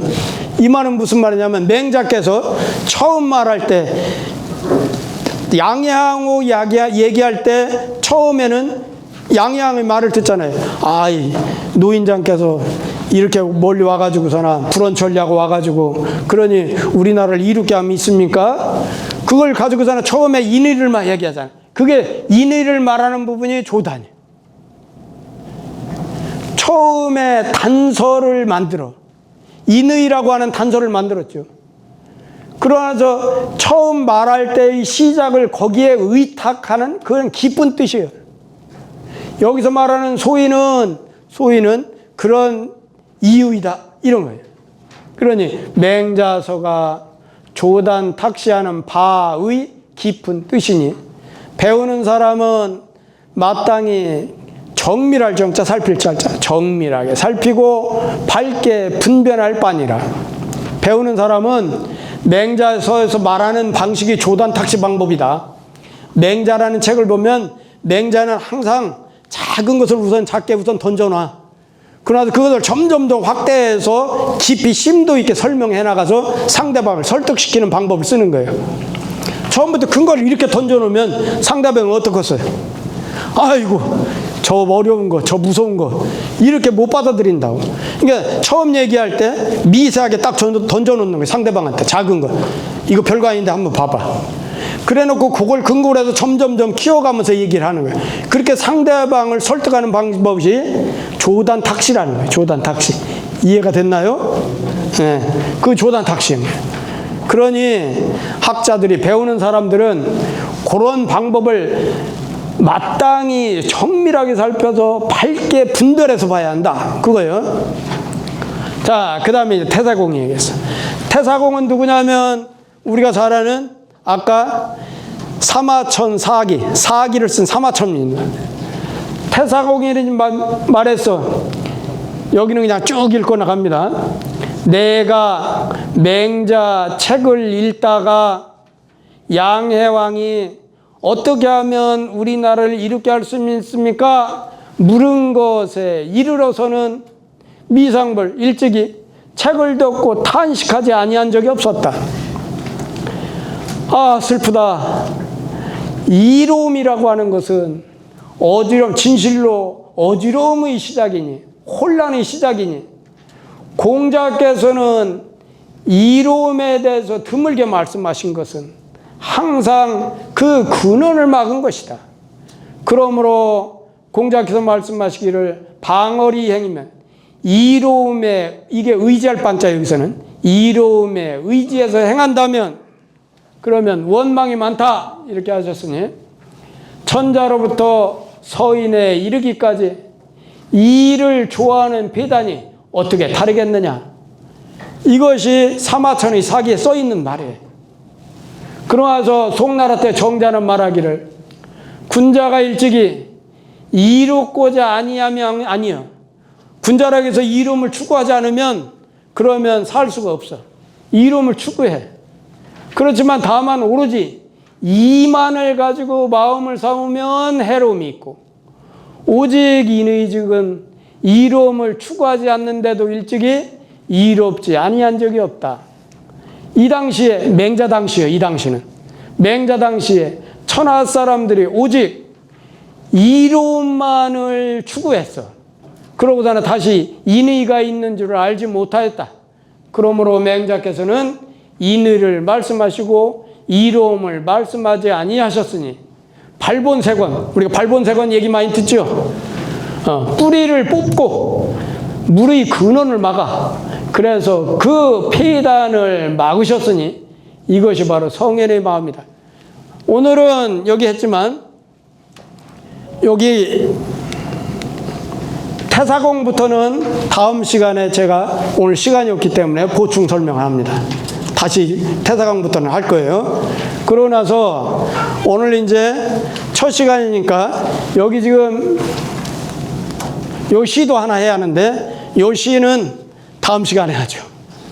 여기 할까요? 한 3분이면 되는데? 네, 좋아요. 이게 주자가 쓴 시입니다. 우성이라고 해서 우연히 우자에다가 이룰성자. 우연히 시를 짓다 이런 뜻이에요. 우성은 우연히 시를 짓다. 이건 여러분들이 중고등학교 다니면서 배운 시예요. 소년인후 황난송하니 일종광은 불가경이라 미각지당 춘초명인데 계전오엽 이추정이라 이 배운 거예요. 이거 보면은 시의 형식은 오늘 얘기하지 않고 풀이만 합니다. 소년은 늙기가 쉽고 쉬울 이자를 읽는 거예요. 배움은 이루기가 어려워. 소년은 늙기 쉽고 학문이라는 것은 배우기가 그렇게 어려운 거예요. 그는 일초는 원래 촌이 3cm잖아요. 지금 촌의 길이가 3cm. 이게 1촌이라는 건 굉장히 짧은 시간이야. 광음은 뭐냐면 빛이 있고 그늘지고 낮이고 밤이고 그 말이야. 그러니까 광음은 세월을 말하는 게 시간. 밤과 낮의 시간. 이게 1촌공하면 1촌이라는 짧은 시간도 불가경. 가볍게 해서는 안 된다. 시간은 굉장히 귀한 거니까 함부로 허송세월 하지 말라고. 미각지당 깨닫지를 못해서 뭘 깨닫지 못했냐. 지당 연못의 뚝방에 봄풀이 겨울잠을 자고 있다, 꿈을 꾸고 있다 이렇게 한 것을 깨닫지 못했어. 미각지당 춘초몽인데 연못에 있는 뚝방에 봄풀은 꿈꾸고 있으려니 그렇게 생각했는데 계전오엽 이추정이라 계단 앞에 있는 오동나무 이파리는 벌써 가을 소리를 내고 있네. 우리가 이제 이 시를 또 언제 할 거냐. 마지막 우리가 할 때 이 시 한번 더 볼 거예요. 11월 달 우리가 이 강의 끝나는 날 저 시를 다시 또 볼 거예요. 그러면 그때 우리가 3월 처음 할 때 이우영 선생님이 저 시를 얘기했는데 벌써 우리가 1년 지났네. 이게 나올 거예요. 요 시에 대한 형식도 다음 시간에 한번 먼저 하고서나 그 다음 시간 넘어가도록 하겠습니다. 그리고 오늘 이제 제가 집에 가면은 녹음을 뭘 할 거냐면 이렇게 할 거예요. 지금 이제 고민 중이에요. 주까지 다 녹음할 것인가 원문만 할 것인가 생각 중인데 일단은 이거 주까지 다 할 거예요. 맹자균 양해왕하신대 양해왕은 우행야니 도대량하야 참칭왕하고 시괄해라. 이렇게 이제 읽을 거예요. 읽어서 이제 여러분한테 우리 단톡방에 올려드릴 거예요. 그러면 제가 아까 처음에 말씀드린 것 같이 그것을 내려받아서 그래서 크게 틀어놓고 책을 펴놓고 똑같이 읽는 것을 몇 번 해야 했어요? 20번. 이건 20번 최소예요. 최소. 옛날 내가 서당에서 공부할 때는 저거 외워서 선생님한테 이 오늘 배운 것만큼, 그러니까 내가 외우려면 많이 못 배워. 자기 능력껏. 머리 좋은 애들은 많이 하고, 머리가 내가 외울 양이 그만큼 안 된다, 조금 배우는 거예요. 그런데 이제 제가 여러분한테, 여러 선생님들한테 부탁드리고 싶은 것은 많이 읽어야 돼요.